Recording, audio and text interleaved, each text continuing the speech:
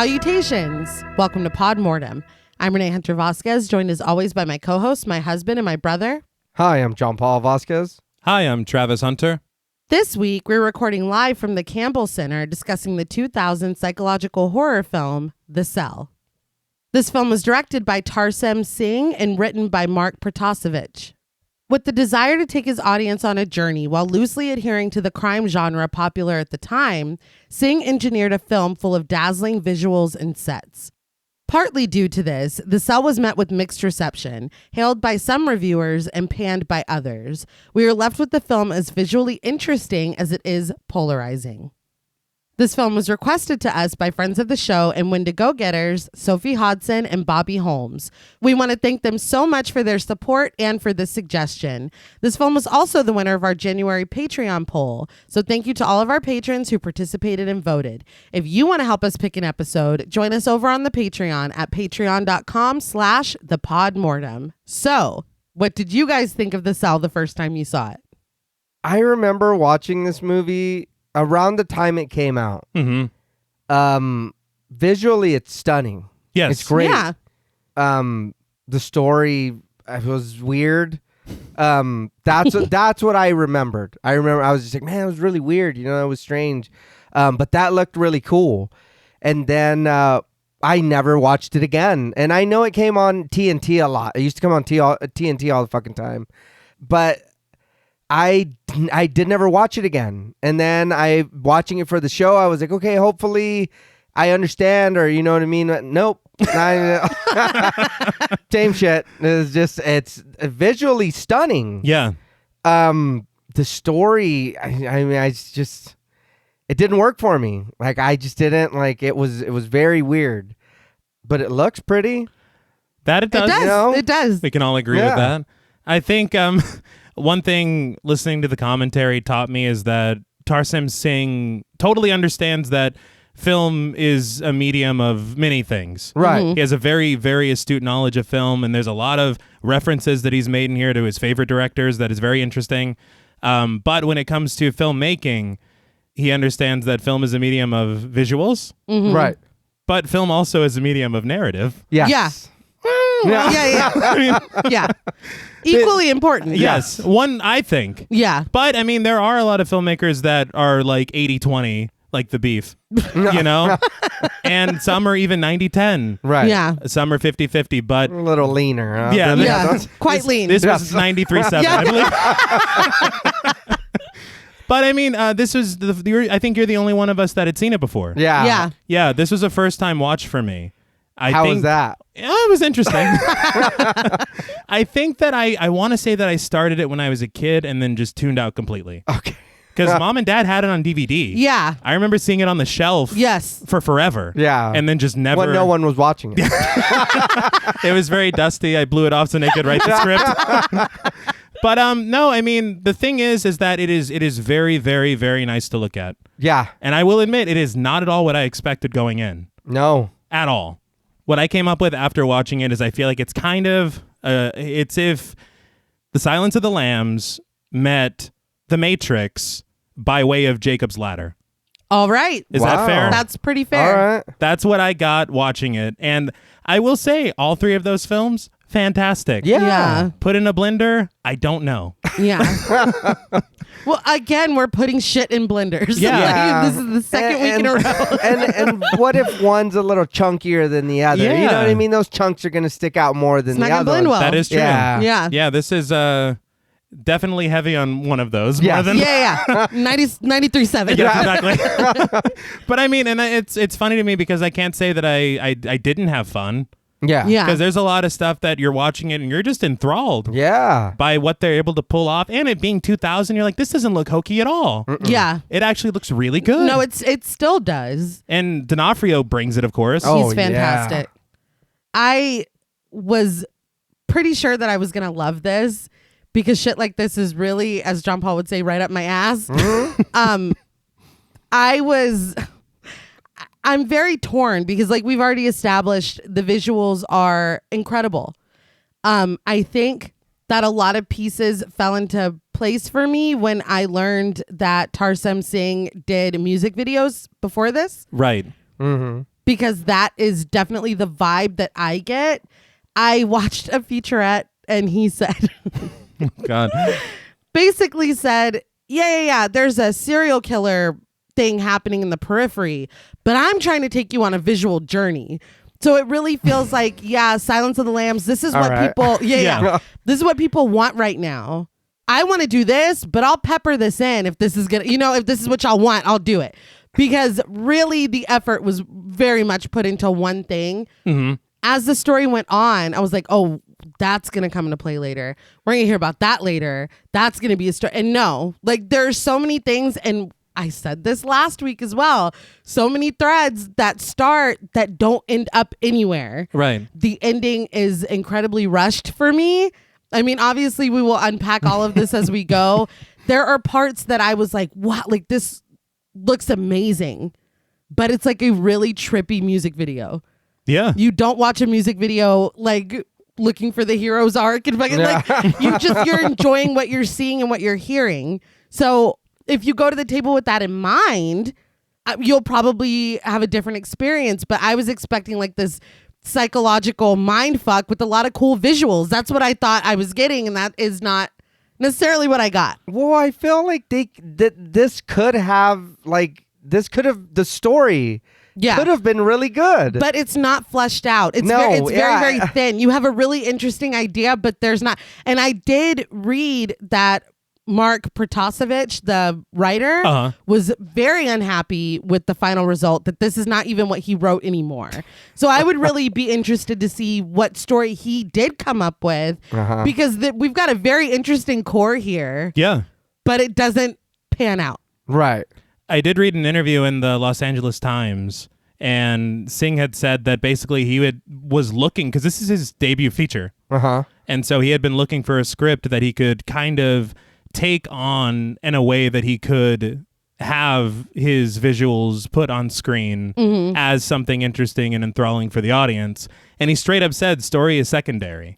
I feel that. That's the thing. And he is visually, this is awesome. Like, I don't mean that as like awesome, but like the actual meaning of the word awesome. It is it inspires inspiring. Yeah. But if you're looking for any kind of like, and I don't know why it keeps coming back to ground beef, but meaty, any kind of meaty story, we don't do that here. No. Like you're not gonna get that here. We're all just very hungry. I think happening. we should have eaten before. I mean, I get the visuals, but again, I don't want somebody to be like, "Oh, you're pretty, but don't talk." It's like, come on, dude. I want to talk. I can assure no. It's like, no. Nobody has ever said that to me. But you know what I mean? Like, yeah, it looks good, but the story needs to be good. What do you mean? How many times have we watched an indie movie and we're like, this is probably going to be dumb, and then the story's not bad? It's like, that actually was, you know what I mean? That held it together. Because if it didn't, and they didn't give it their all, or they didn't commit to the story, the movie would have fell apart. But when they do, and the story, even if it's like that was silly as shit, the story still semi made sense. Yeah. You don't even try to do most of that stuff here. It's all the dropped stuff. Yeah, we were also talking off mic about the casting too. There's some interesting choices. It seems like a lot of people are attempting to take on roles that they're like breaking out of what they used to do. Yeah. And I don't know that this is the vehicle. But I will say, dude, listening to that commentary, Singh seems like one cool motherfucker. Well, good. Yeah. He was talking about a lot of the changes that the studio asked him to make, but he was like, fuck you, I'm not doing that. And then a lot of changes that the studio asked of him, and he did, and he was like, all right, that's a better idea. I respect the hell out of it. You have to respect that. Because a lot of people, I mean, we talk a lot about studio interference, but sometimes people coming in, they might have a good idea. Yeah, it's like maybe you should reel this in. Just because some of the stuff he talked about doing, I'm like, I'm glad that they... Now, before we reverse the feed on this film, we would like to issue a warning for spoilers. Pod Mortem is a very in-depth podcast, and in thoroughly discussing horror films, we have no choice but to spoil a thing or two. If you don't wish to be spoiled, please go watch the film, then come back and enjoy the show. If you've already seen the film or don't care about spoilers, then let's take a dip. The film opens with a hazy figure traveling across a desert. When we get a closer look, we see that it's a black horse being ridden by someone cloaked in white. We get the title card as they continue passing giant sand dunes. The credits start as the horse finally comes to a stop.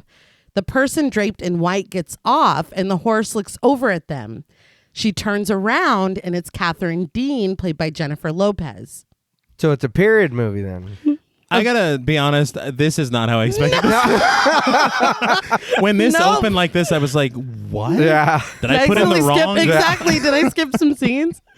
I will say I did learn on commentary that they filmed this entire sequence on location in, I think, Namibia. Oh, wow. And the majority of the other stuff is on sets and in like studios and stuff. Uh-huh. So he had said that he wanted to, I can't explain what's happening yet, but he wanted to show how expansive this world could be. Oh, okay. If you understand. All right, And it all is. And that sand looked so smooth. I Yeah. just like want to touch it or roll in it or something. It looks very nice. You're like, excellent production notes. I would like to eat that sand. Just to take a bite out of it would be quite nice. It looked nice. It did. It so looked very nice. clean. Yes. That's what it is. You know, I come to the table with a lot. But she smiles back at the horse as she begins to walk up one of the giant dunes. In a wider shot, we see that the horse is now a statue as Catherine continues her journey. It turned into a statue after she smiled at it. Yeah. So I was like, oh, she's Medusa. So Yeah. that's what this We film's figured it about. out. Yeah, that's the twist. What a way to park your pets, huh? What, turn them into stuff? Yeah, just you stay here, boy. I'll be right back. I don't have a choice. I can't move. It's like, oh shit, you can talk now? What the You have hell? to- It's a side effect of Yes. being turned to stone. Of the Is that stone. right? Yeah, of the stone. She travels far, her footsteps in the smooth sand behind her, and we get sweeping shots of... I was really into the sand. The smooth, delicious. like a custard. Like a frozen custard. I did want to talk about those shots because I was very impressed by the cinematography in this film. Yes, the end of the sentence was, we get sweeping shots of just how vast and endless this desert is. Okay. Yes. With its smooth sand. And tasty. The director of photography was Paul Laufer. And I was really interested to see what else he did. Right. He did not do very many other films at all. Huh. He's more into music videos. All right. And so the last like 10, 15 years, he's done music videos for Beyonce Okay. and I think Pink and Ariana Grande. How cool. Oh, all right. Yeah. Was it like 90s R&B when they're all on the sand with their shirt open singing? Or is that, I have not seen those No, videos. no. Like, remember Revenge of the Eggs? Yes, Those, right. like that, right? Yeah. I think she was in a desert. I don't know. It doesn't matter. Stan Smith. Oh, yeah. Yeah, he was singing in the desert. Yeah. I think Paul Laufer shot that. Yeah. Great work. Yeah, Great. yeah. But the music swells until we see someone shining a small mirror into the sun. I did want to call out the music because I really like the score in this film as well. Yeah. It was done by Howard Shore, who we talked about recently because he scored Seven. Ah. I was like, I know that name. He also scored The Silence of the Lambs. Oh, nice. All right. And so that's like the first of many of Singh seemingly working with people who inspired him on a lot of the stuff in this film. Okay. He kind of just, it seems, he found the people who did what he already liked and was like, hey, why don't you work on this too? Yeah. And that, again, that's the first of many. Yeah. Interesting. I'll get back to it. But the light reflects off of the mirror, and Catherine follows it to find Edward Baines, played by Colton James, sitting alone in a clearing. He's sitting on like an overturned tree stump thing. Right. When she reaches him, she thanks him for the horse that she turned to stone. Well, where is he? It doesn't matter. Oh, We don't. He wanted to hang out back there. How are you doing, kid? He asks if she liked the horse, and she says that he was beautiful, but she thought they were going to go sailing today. Edward hesitates, looking uncomfortable, but Catherine reminds him that he promised. He gestures behind her, and when she turns around, there's an old rotted ship that wasn't there before. She tells him that that one is too old, so she follows his gaze as he looks to the side, and suddenly a toy sailboat is there. The giant shipwreck Yeah. was really on location. That was real. Oh, Holy wow. shit. Yeah, I was. What luck, huh? Yeah, seriously. That's kind of yeah. scary, actually. She tells him that it'll work and starts to walk over to it. She holds her hand out for him to take it and follow her, calling him Mr. E. I thought that was gonna play It doesn't. more because it sounds like mystery. Yes. It doesn't. Nah. Yeah. But he doesn't move. He tells her that it won't work because Maki Lock said so. She tells him that they agreed no more Maki Lock, but it's not that easy for Edward. He says that Maki Lock is the boogeyman and he wants him where he is. Now you're saying this name, Maki Lock. Mm-hmm. They say it differently, the two actors. And I was like, You mean "Where's from your each other?" Yes, Yeah. it's like, "Where's your script supervisor, man?"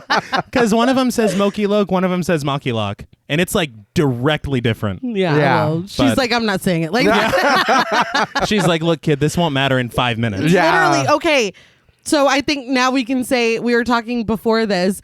I feel like we all collectively thought that Maki Lock, Moki Lock, whatever the fuck was going to Yeah. be the big bad. Yeah, Yeah. Literally, this is it. yeah. You say sabotage. Yeah. I didn't even notice that, but why? Yeah, why wouldn't you fix that? Why wouldn't you like no?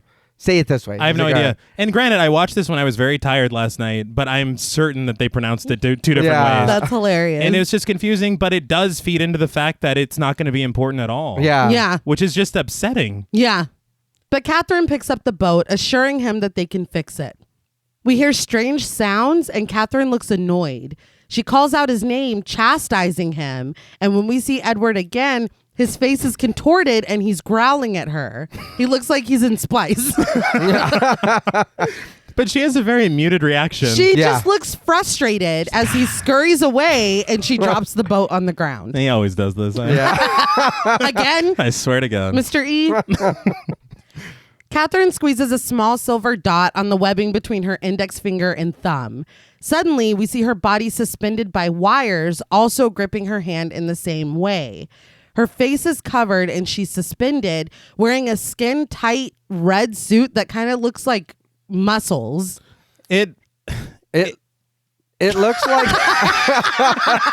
it looks like Lord Zed from Power Rangers. That's what it looks like. Okay. It's a choice, and Yes. I mean, I guess I kind of understand the muscle thing, but it's very. I was okay. So I did find out that the costume designer was Aiko Ishioka, who did the costumes for Coppola's Dracula. Okay. Like Power Rangers? No. But there was a thing that was seen in the film that looked a lot like this. Okay. But then it also put me in the mind of Hellraiser, where they're like, well, make them look skinned, but make sure they're still Yeah. sexy. Yeah. And so I mean, it is exactly what JP said. It is a choice. Yeah. Because when you think about it, they really don't need it. No. And all of this really does feel like The Matrix. Like Yeah. the hand thing is the phone booth. Yeah. Yeah. And the suspension is the thing with the jack in the back of your head. But two people watch through glass on the other side of the room. One of them, Henry West, played by Dylan Baker. I was Yeah. excited to see him. Switches on the light and uses the intercom to say, "Sing a song of sixpence." When she doesn't answer, he repeats himself and she says weakly, "A pocket full of rye." The other person, Dr. Miriam Kent, played by Marianne Jean-Baptiste, goes over to the door, but before she goes through it, she says, 4 and 20 blackbirds. Again, Catherine answers weakly, "Baked in a pie." This seems like procedure. We never see this again. No. It's like a way to make sure that she's not stuck in the world. Right. Yes. But then they're like, well, we do it once a week, I guess. So 'cause- yeah. So I'm like, Yeah. okay, there's gonna be a point where they're gonna give her the call and she's not gonna know it. Exactly. Or she's gonna say something different. No. No. This is it. Now, are they saying 4 and 20, like 24 birds? Or is I it a very guess. uneven pie? It's a One pie gets 4, one pie gets 2.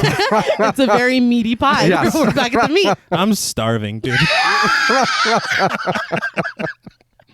Can I interest you in some smooth sand? But having completed the back and forth, Miriam enters the room. Henry watches as she goes over, passing another person on a table next to Catherine in the same setup. She takes the covering off of Catherine's face before removing the covering off of the other person, revealing them to be Edward. Henry assures Catherine that Mr. E is doing fine as he checks his brain activity on a monitor. Miriam asks if they went sailing, and Catherine says that they almost did, but Makilak showed up. Again, it's presenting it. Yeah. That this is the Again. big bad. Yeah. Miriam recites what Edward said. Makilak is the boogeyman. Makilak wants me where I am. But Catherine's only contribution is that Makilak is a pain in the ass.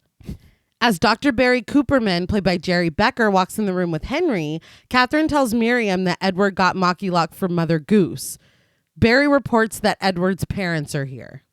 We see the sign for the building outside, telling us that we're at the Campbell Center. Inside, Edward's mother, Ella Baines, played by Musetta Vander, strokes her son's hair as he lays in a bed, awake but catatonic. Catherine tells her that Edward loves when they come to visit, but Ella says that her husband, Lucian Baines, played by Patrick Beauchau, wonders if that's true. He sits on a couch away from them. She says that he wants to put Edward in a hospital. Barry, Henry, and Miriam are all in the room behind them, and they physically bristle at this. Catherine lets out a sigh of disbelief, and Ella apologizes to her. Henry appeals to Lucian. He says that he's been working on this project for 7 years. Lucian is sympathetic and even tells Miriam that her work is invaluable, and he doesn't want her to take offense. Catherine speaks up that means he's unsure about her. It's like, I trust all of you. You and you. That is all. Yeah. Lucian says that they've waited 18 months for a sign of progress. When Catherine says that there have been signs, he says that there's not been any proof of this. I understand. I don't know how things were when she first started dealing with Edward. Mm-hmm. Yeah. But I do know that little man turned into a monster Yeah. and ran the fuck away. So, I'm not sure. Maybe 18 months ago, he didn't have the capability to turn into a monster. Now he's scaring me. It's not. It's progress. That's a lot. It's negative. But it's But it's progress. progress. Catherine reminds Lucian that while she wishes she could take credit for the procedure, she's not the one that designed it. She's like, so this is not on me. It's kind of messed up. Yeah. She says that she was picked to do this job, but if he thinks there's someone better or more devoted to Edward, Barry interrupts to assure Catherine that no one is doubting her ability. I think that somebody is. Yeah. Lucian simply says that there's no proof that the procedure even works. He says that she's only giving him belief that her interactions with Edward aren't hallucinations. The team exchanges looks. So, real quick, I want to make a note. She just said that she has no idea how any of this works, and she had nothing to do with making or building this program or what's going on here. That is, yes, exactly. Okay. Yeah. We'll check in on that Yeah. later. Yeah. Put a pin in that. We cut to a turtle making its way across a dry field as a truck speeds down the road. A dog hangs his head out of the window as they travel. They finally get to their destination, a small shed with 2 huge, I guess, silos behind it. Mm-hmm. A man gets out of the truck and goes inside. His face is either obstructed by his hair or by shadows as he heads in and stands outside the glass of a cell filled with water. He's rocking that No Country for Old Men cut. Yeah. Very much. It reminded me of when they had Michael C. Hall playing a teenage version of himself. It kind of looked like that wig to me. It's like, sir, you are 40 years old. Yeah. And Dexter, I mean. Yes. It wasn't a biopic. Floating in the water is Anne-Marie Vixie, played by Catherine Sutherland. The man watches her, his hand pressed against the glass. Suddenly, though, she begins to spasm in the water and the man panics, rushing off. So that was a shock to me. Yeah. Yeah. Because to me, it was like, oh, it's clear that she's dead. Yeah. Mm. But then the spasms, and then again, I was like, is he doing his own experiments? That's what I Yeah. thought, that he was keeping, somehow she was alive in there. Right. And again, no. No. we're- Yeah. Mm-mm, mm-mm. All we know is this is a bad place. Yes. Yeah. I would agree. Yeah. But he sits in a chair behind monitors watching her inside the cell before turning the handle of a valve. Outside, we see a pipe shooting out the water being released from the cell. Back at the Campbell Center, Ella and Lucian are leaving. They say their goodbyes as Catherine watches them from upstairs. Ella gives her a smile, but Lucian looks at her disdainfully before they leave. He's like, I remember that shit. Yeah. Miriam joins Catherine upstairs and says that she's lucky that Ella worships her. Catherine asks if this is because Lucian hates her, and Miriam says that she wouldn't say hate, but uses the words distrust, dislikes immensely, and can't stand the sight of. This was a little weird for me because, like, even if you're doing some experimental thing that's not really working out, why would you hate the person that spent 18 months trying to help your son? Yeah. I mean, that's like, did something happen? Like, it was weird. Yeah, I didn't understand that either. That was because don't they say that he owns this company or he runs the company or something? I think so. something along those Yeah. lines. Yeah. So, I mean, Why not? yeah. Like, why wouldn't you do everything that you? I don't. Though this whole like subplot with the Yeah. Baneses or whatever Yeah. is weird to me. Well, do you have anything about the time extension? Yeah, hold Okay. on. But they sit together and Catherine asks the verdict. Miriam says that Barry had to push for it, but they've given them another 6 months. So this is where I busted out laughing. Because he's literally like, I don't trust you. I hate you. You got 2 years. Yeah. You got 2 full years. Like, it's unbelievable. Yeah, because it's already been 18. It's been 18 months. That's confusing. I don't understand what. It's really confusing. No, and literally, I mean, I think you can, for the amount of time that the Baneses take up from this point forward, Yeah. which is like none, None. why are we making it so complicated? Why not just present Catherine as this person who is helping a family? I feel like we're using all these plot devices. We have the character that really wants to do good, but somebody's not really giving her a chance. We have a time crunch on the situation. Like, we're using all these plot devices that just aren't necessary for where we're going. Yeah. Because if you think Edward is like the most important thing in this, you're also wrong. Yes. No. And I get that. But then why have a character there that dislikes our main character we're supposed to like? And undermine them. Yeah. So that we can root for them harder. But we were already rooting for them. We saw her first. Well, Yeah, I know. I don't know. I mean, can't this be given in a different way? Do we need to do this? Oh, no. Is it like... And honestly, I think you could, and this is even funnier to me because for what she is tasked to do soon, Yeah. why show her failing at it first? Yeah. Or make it different. Oh, we've given you 18 months. Yeah. You got 6 more months. I know you're fighting hard for this. I know this is something you're passionate about. Okay, so then the rest of the movie, it's like, oh, okay, that's, whatever. No, none of that happened. You're right, No. because even in the meeting, she's like, look, I didn't design the damn thing. If you want to blame anyone. Yeah, blame these fucks over there. Whoa. It's like, geez, dude. You're right. Hey, oh. Hey. Yeah, thought we were a team. Yeah. But Catherine sits up, pleading with Miriam to reverse the feed. Miriam says that it's too risky, but Catherine says that they have nothing to lose. She says that when she did social work, the best thing for kids was taking them out of the environment that they were in. Foster homes are scary at first, but then kids see that things can be different. She says that that's where Edward is right now, living in a world that's not healthy. She wants to show him a different place. So I will say, this is the moment that I realized that I cannot be pleased because she said reverse the feed, right? Yeah. Now, in another film, if she had said that and then explained it to Miriam, I would have been pissed off. Yeah. But Miriam, of course, already knows what that means. Yeah. But the fact that I don't, I was like, don't use terms that I... So I just can't be pleased. Don't listen to anything I say. Either way, I'm pissed off. Exactly. But that's why maybe we have this conversation in front of the parents, and then you can explain to the parents what that could be. Yeah. Because they do have a source of exposition later. Yeah. You can do that more than once But, if you Yeah. want. but when they have that, they are kind of just explaining shit that they already told us. That's Yeah. true. So Yeah. I mean- anyway, Miriam says that if they reverse the feed and put Edward into her mind, he'll be in shock being taken into a whole new world.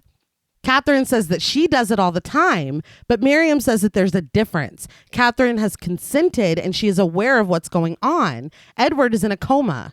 She says that Catherine already looks exhausted and asks if she's been sleeping, and Catherine says yes. When she asks if she's still having nightmares, Catherine says no, but Miriam does not look convinced. Well, she's clearly lying. Yeah. She's like, no. Come on. She tells her to leave work here and not take it with her in her mind. We cut to the man from before putting Anne-Marie Vixie into the bed of his truck and putting a cover on it. He gets in and drives down the road back the way he came. That night, Catherine smokes a joint trying to relax. So she's cool as fuck. Yeah, she is. Sure. She looks over at her bulletin board where she has pinned an article about seal hunting being on the rise. She looks past that at a clipping with Edward's photo on it. The article is titled, "Billionaire's Son Found in a Coma on Seal Beach." What does that have? Yeah. I don't understand the seal bit. I thought that was going to come more into play because it's a whole article about seal hunting. Right. So maybe like a seal hunter hurt. I don't know. I don't know. Because so far we've been given a boat and we've been given Seal Beach and the fact that Edward's parents are billionaires with a B, but still he's like, I'm pulling the plug on this. Like, I don't know. And I appreciate the pot being in the movie. Uh-huh. But if you're doing this stuff with your mind and you're working at this hospital, don't you think you would get drug tested? Don't you think you need to be clear mind and sober and ready for the next day? Maybe she's just wiping the slate, man. It's like, That's not how that works. Today was rough. I hate to break it to you, but I actually never considered that. yeah, I mean, But we got to show her on her own time in her underwear, smoking a joint. do we need to? I mean, I Well, guess. let's see where they're going with this. But when she goes to the fridge to find something to eat, her cat comes up to her and she cuddles him. I was very excited to see the cat. We never see the cat again, I don't think. And this ended so abruptly that I thought we were like going back and forth through her night. Uh-huh. But like the next time we see her, she's going to bed. So I was like, okay. Yeah. I will say we saw the cat running across her car at the beginning. Yeah. I was like, oh, great. New favorite character. Yeah, of course. New favorite character just dropped. But I will say what she says at the end of this scene in conjunction with the beginning of the next scene is a really, really interesting transition. Go on. She says, oh, you want some milk? And then we cut to the next scene. Fair enough. And I'm like, oh, wow. All right. That is good. Okay. Yeah, that's fair. We cut to Anne-Marie Vixie's body being pulled out of a tub of white liquid. Looks like Like milk. Yeah. She's placed on a table and sprayed clean with water. This is when we finally see the killer's face. He is Carl Starger, played by Vincent D'Onofrio. Starger? I barely know her. Huh? I know. Right, guys? Yeah, we got it. I did want to say, because the last we saw of this woman, she was moving. Yes. So Yeah. I literally thought the next time we saw her, he was going to be talking to her. Yeah. No. Very She's strange. gone. Yeah. But we love Kingpin. Oh, Oh, of Like, course. he does fantastic. He's great. Yeah. And he's great in this. Oh, yeah. can't forget Private Pile. Yeah, of course. Dude is just, I think one thing you can say about him is that no matter what is asked of him, he's given 100%. Yeah, he Oh, brings yeah. it. And he takes a mean Skype call. Yeah, Yes, he I was gonna does. say, you need some info. You know, I was laughing at that because he very easily could have just been reading the script the whole time. But back in Catherine's house, she's laying in bed. She's holding a pillow with the palm reading design on it and watching a weird ass cartoon as she starts to doze off. That's why she's having fucking nightmares. For sure. Yeah, Why what are the you fuck watching that when you're going to bed? Yeah, Yeah. 3 bad nightmares. I'd like to see that.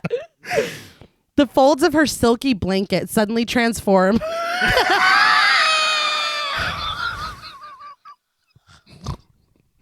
Into the smooth. Nay, what was happening? Why is this sand Yeah. scrumptious?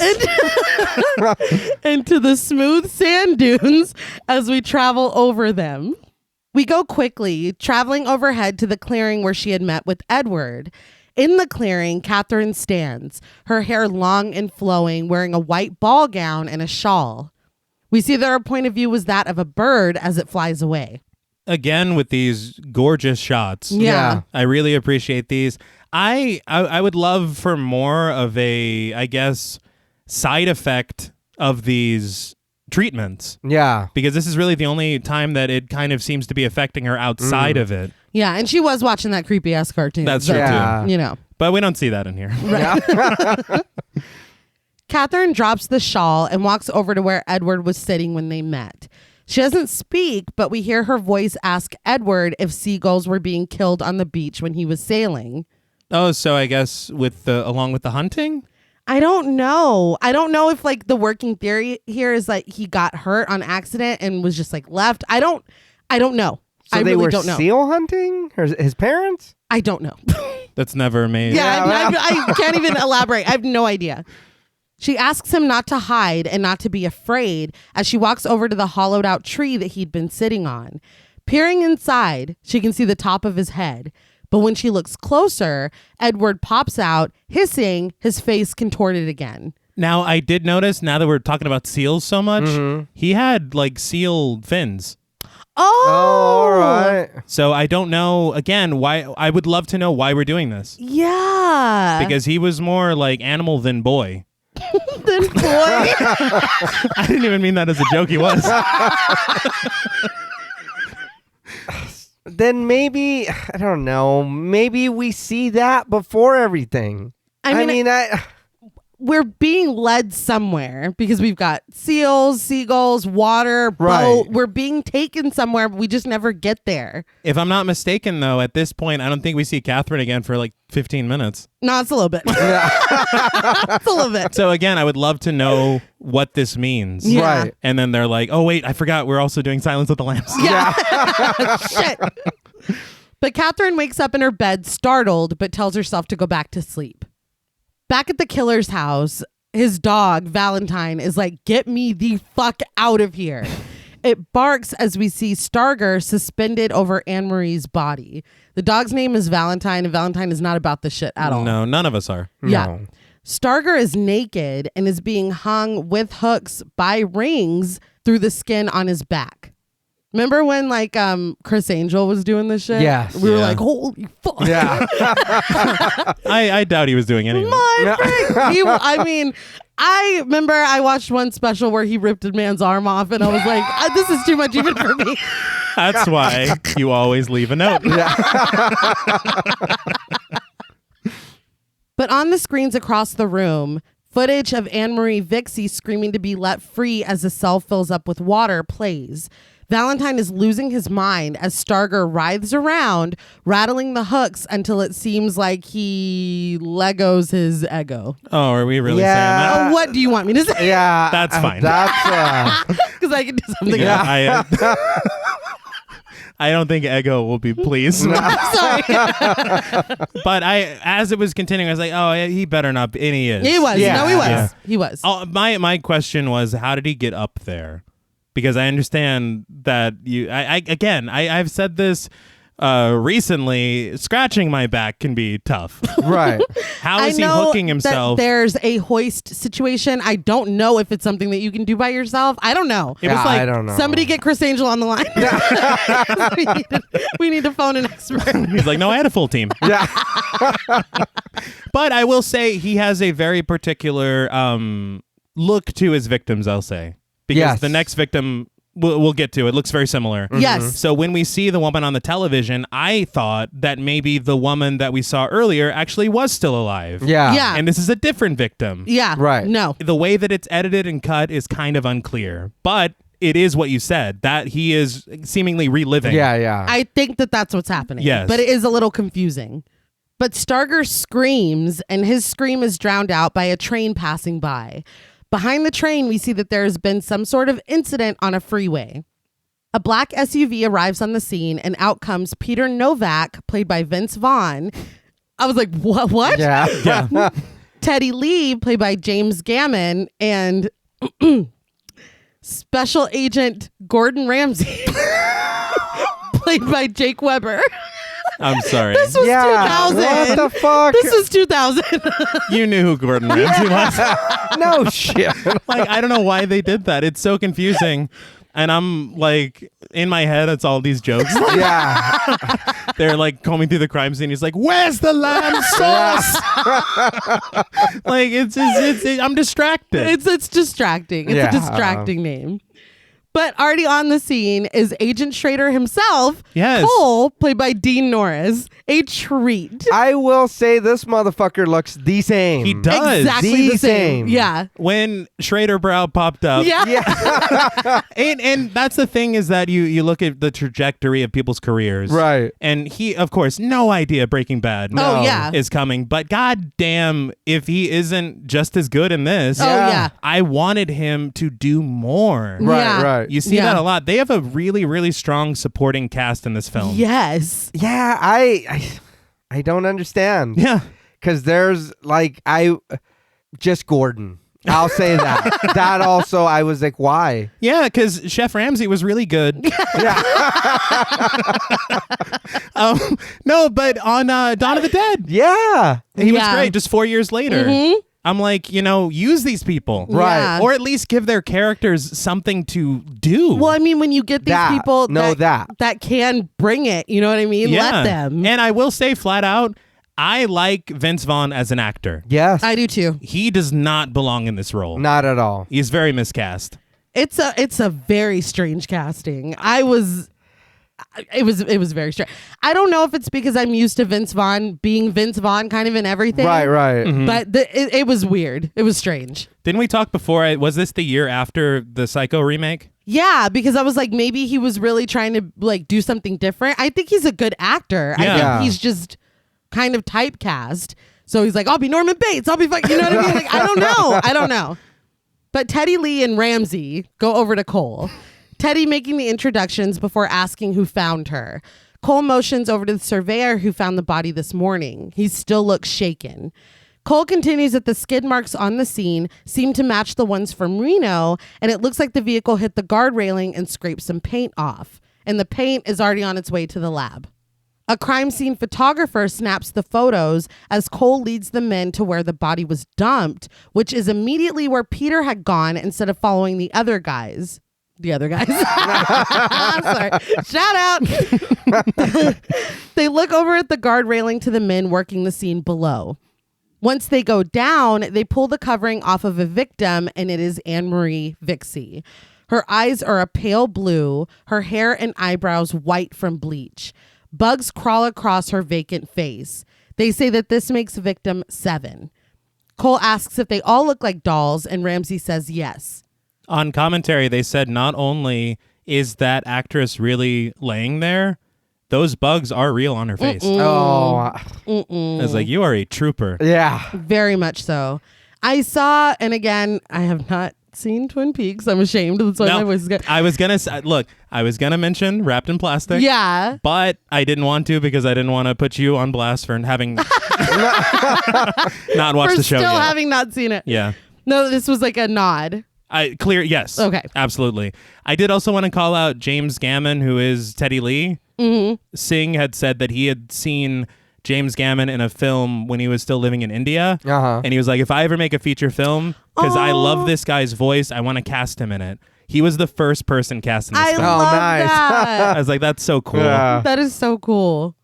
But they pull the covering down further to reveal something like a collar around her neck. Ramsey says that this is part of the killer's methodology. He makes it for them, and that makes him feel like they belong to him.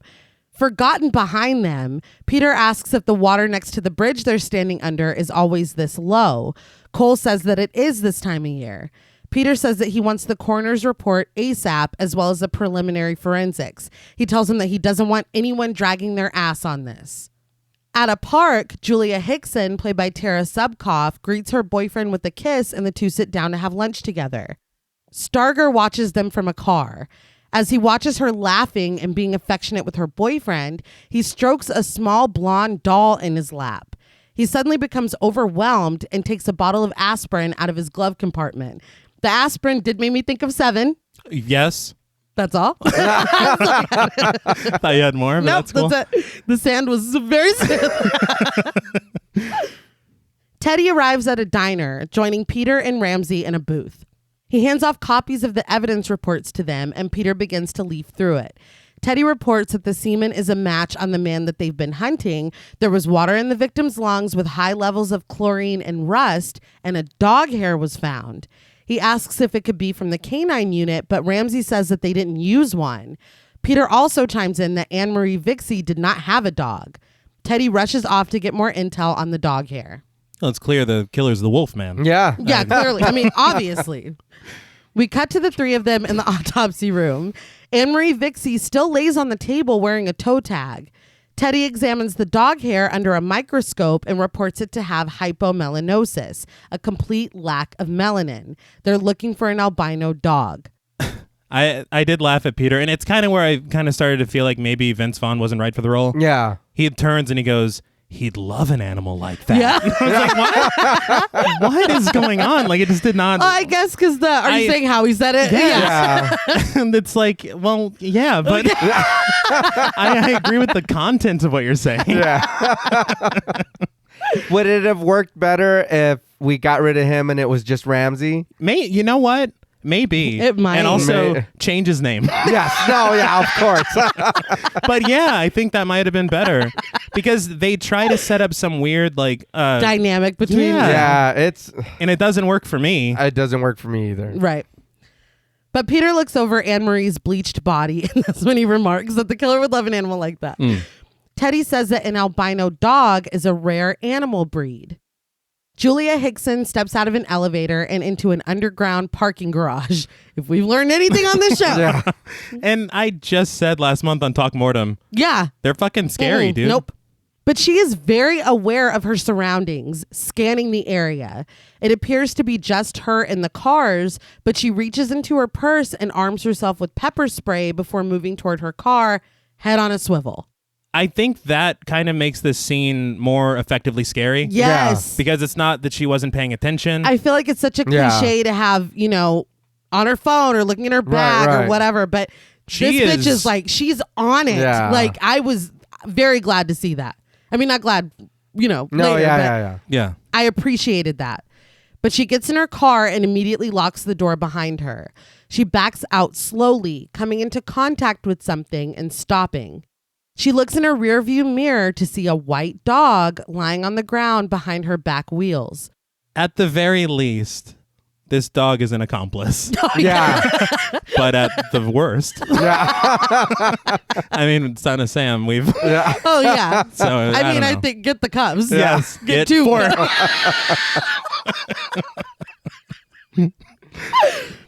She gets out and goes to inspect the dog, which is still writhing around and whining. She strokes his fur, telling him that he'll be okay, even though there doesn't seem to be any actual injury on the dog. This is when Starger comes up behind her, a hat pulled down to conceal his face. Without a word, he snatches her up and carries her out of view. We only see their legs as they both hit the ground.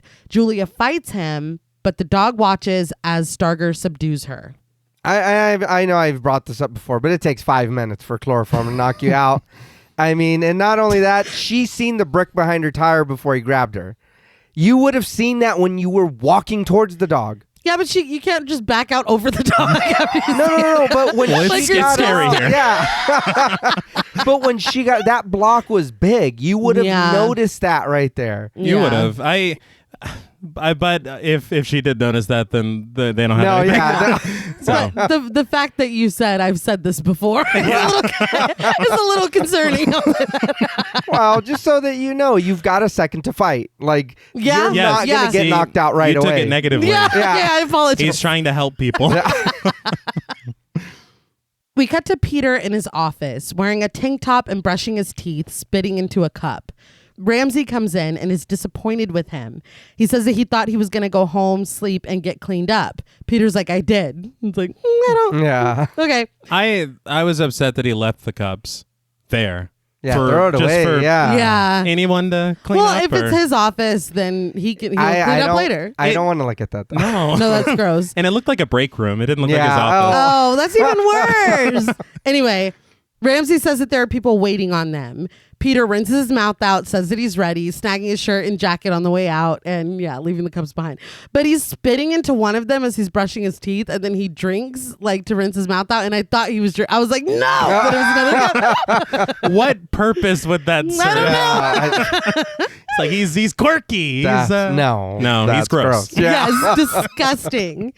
But in the next scene, Peter is presiding over a briefing. He hands off 2 huge stacks of papers, one containing information on German Shepherd breeders and the other containing Ford dealers.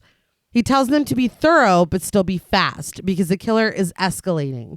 He usually waits months between his kills, but this time was only 6 days.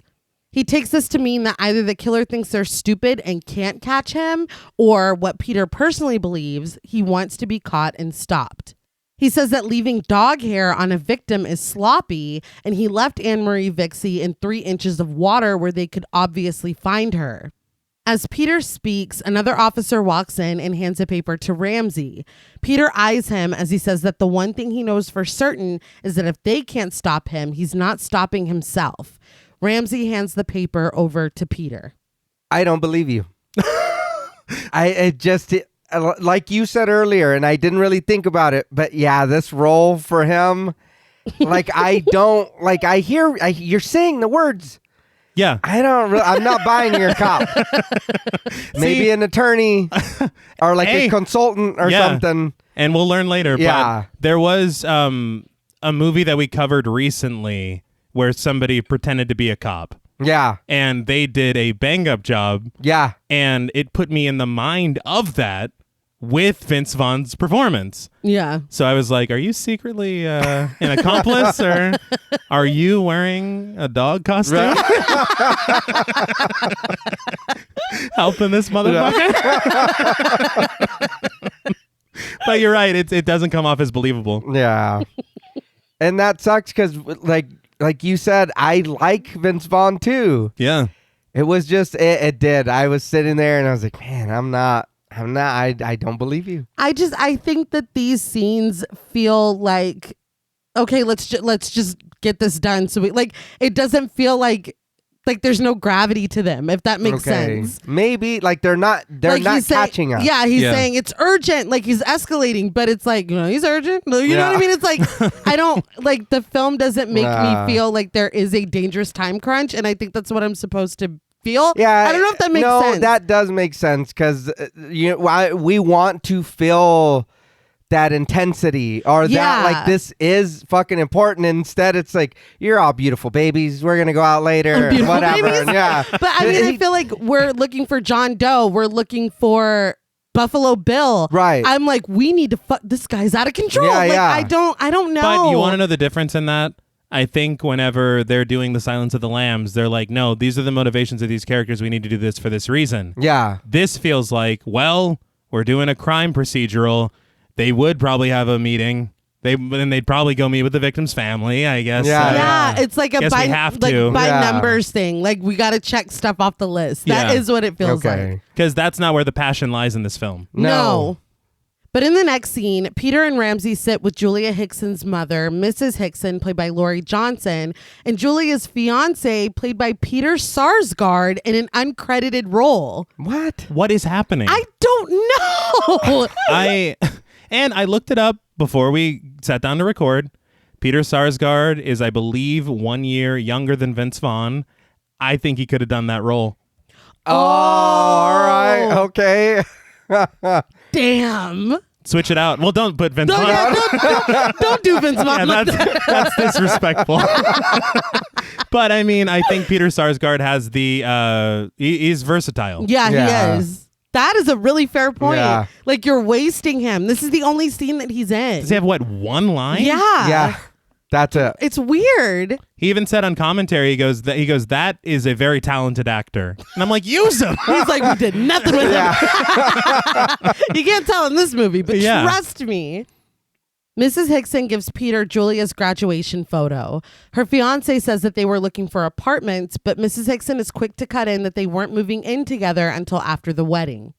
Ramsey asks if she mentioned anything out of the ordinary, like meeting someone new or spotting someone watching her, but they say no. Ramsey's phone rings and he steps out of the room to answer it. Mrs. Hickson asks if they could have made a mistake, that maybe this isn't the man they're looking for and Julia is actually safe. Peter says that there are things that this man does that make him pretty positive that it is him. Mrs. Hickson says that she lost her husband to cancer last year, but Julia was always there for her. She begins to cry, and in the hallway, Ramsey subtly reacts to news on the phone. They leave the Hickson home, and Ramsey says that they found a dog breeder in Woodcrest. 3 years ago, someone bought an albino German Shepherd puppy from her. They checked with the DMV, and the buyer has a 92 Ford pickup. He tells Peter to guess the color, and he does. Aquamarine. So there is a tie-in, obviously, with all the water that's going on with Starger, right? Mm-hmm. That, again, I feel like when we're thinking about all the stuff that's going on with Catherine and Edward, talking about seals, I'm like, there's some kind of Water. bridge. Yeah. Right. Bridge, nah? Yeah. Yeah, very good. Thank you. I would have thought, because right now at this point, I was thinking, okay, so what's going on with Catherine? How does that tie into any of this? Yeah. I would have loved if there had been a small bit, even if it's just something on the news in Catherine's house, or maybe a newspaper clipping of the water tank killer or something. Yeah. To where we are already bridging these two disparate. Yeah. Because right now it is cut to something that makes no sense. It's two different stories. Yes. It will make sense. Right. But at the moment, it's like, how does any of this connect? Yeah. And if you have those small threads, because I like to, if I'm going to critique something, I like to think of a way that they could fix it. Right. And I think that something that small could have been a tie. Yeah. But there's At nothing. least show us that this is all happening in the same place. Yeah, or like, yeah. you know? And have it, I mean, if this case is this big that the FBI is involved, it's made the paper. For sure. Yeah, somebody's has to have put a name. Yes. Or Yeah. something. Some nickname. Yeah. Something. But in the next scene, Ramsey and Peter are exiting a plane. They're met by Agent Stockwell, played by John Cothran.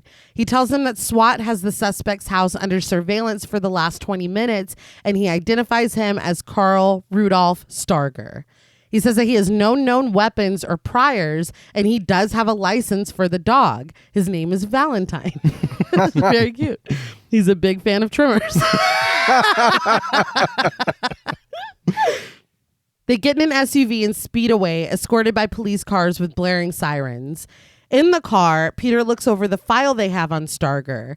He lingers on a photo of him, muttering that he's a bad man, isn't he? He's like, all right. Are you like... We've established that. All right. We immediately cut to Starger in the bath, spraying a stream of water out of his mouth. There's a bottle of aspirin on the floor next to the tub, and he sings softly to himself. He starts to blow out another stream of water, but he suddenly begins to spasm. When he gets control of himself, he reaches for the bottle of aspirin, but it's empty. Outside, the cops surround the building across from Starger's home. There's a colorful hopscotch drawn outside, as well as a colorful mural on the side of the building. There's no reason for it. I was just like, No. all right. It's just part of the scenery. Yeah. I was like, are they going to be at the wrong house? Yeah. I thought the same thing. Inside, Starger struggles to get to a cabinet, still in the grip of whatever episode he's in. Rings from the chain still hang from his back and the backs of his arms. Across the street, Stockwell introduces Peter and Ramsey to Agent Brock, played by Jack Conley. Brock briefs them, and we see what he describes. There are snipers on the roof aimed towards Starger's house. There's a team on the ground, a team in a van, as well as another team crouched across from the house. Peter asks if anyone has actually seen Starger, and Brock says no, but there has been some movement in the kitchen. Looking across the street at the house with binoculars, Peter advises him to proceed, assuming that Julia is inside the house. The teams swarm Starger's house. They knock the door down with a battering ram and run inside. They begin to clear the rooms, still on the lookout for Julia or Starger. Upstairs, in a room with photos of dolls pasted to the wall, they find Valentine. I saw in the featurette, they were like scanning across, because it's like a vaulted wall with a bunch of stuff hung up on it. Mm-hmm. One of the things stuck up on the wall was a thing of Rob Zombie. Really? I didn't notice it in it. I don't know if it made it on there, but they were scanning across all of it, and he was just right there. That's so random. But this is where they find Valentine. When they come back downstairs, everyone freezes. On the floor, face down, and still naked with the ring sticking out of his skin is Carl Starger. Starger is loaded into an ambulance on a stretcher to be taken to a hospital. Peter tells Stockwell to make sure he stays cuffed and that there are 2 men on him at all times, and he doesn't want anyone treating him but their doctor. Ramsey comes outside to report that Julia is not in the house, but he tells Peter that he should come downstairs. There are a lot of influences that Singh talked about on commentary, and we'll get into a few more a bit later, but he had said that for this scene of them storming, interestingly was Scorsese. Really? Yeah. And it's something that I guess I haven't noticed in Scorsese's work, but he says that Scorsese uses whip pans a lot. And there were a lot of whip pans in this sequence. Okay, yeah. But I'm like, all right, I guess, Yeah. But I love his influences and the fact that he calls them out. Yeah. I do love Says that. that this is from blank. I love this in blank, so I thought, why not? Yeah. Fantastic. But in Starger's basement, they find copious amounts of bleach. There are dolls staged in bizarre ways. Some of them are painted white, and some have their heads removed with birds' heads put in their place. And we'll learn. We will. You're shaking your head. Yeah, we will. Peter notices the chains hanging from the ceiling and the company name Carver on the hoist beneath them. Ramsey presses play on the setup of TVs and it shows a woman on the screen. She is in the cell as it's being filled with water. She calls out to her mother to take care of her baby. In the cell now, Julia is trapped and calling for help. She's copied on the screens in front of her as cameras record. She sits on the bed and sobs. I do think it's interesting you have the juxtaposition of what the previous victim went through. Yeah. And then the empty Joe Goldberg style tank Yeah. Yeah. that she's in currently. We know what's coming. Exactly. Yeah. So when we're talking about urgency, that's adding to it. That Oh, yeah. is, No, that. I will give you that. So, Yeah.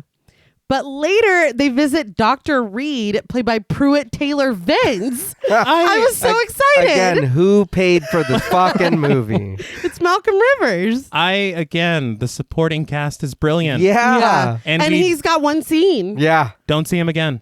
He looks over scans of Starger's brain and asks if they've ever heard of Wayland's infraction, a form of schizophrenia. I did look up Wayland's infraction because I'd never heard of it before, and the only thing that would come up is this. Oh, Yeah. So I don't know if it's real or not. It's interesting. Yeah. But according to Dr. Reed, it is very rare and severe. Oh, He shows the parts of the brain affected. Teddy asks if they can give Starger medication, but Dr. Reed says that normal psychotropics don't work with Wayland's. It's caused by a virus that attacks neurologically while still in utero. Peter looks through a glass window at Starger, laying motionless in the next room.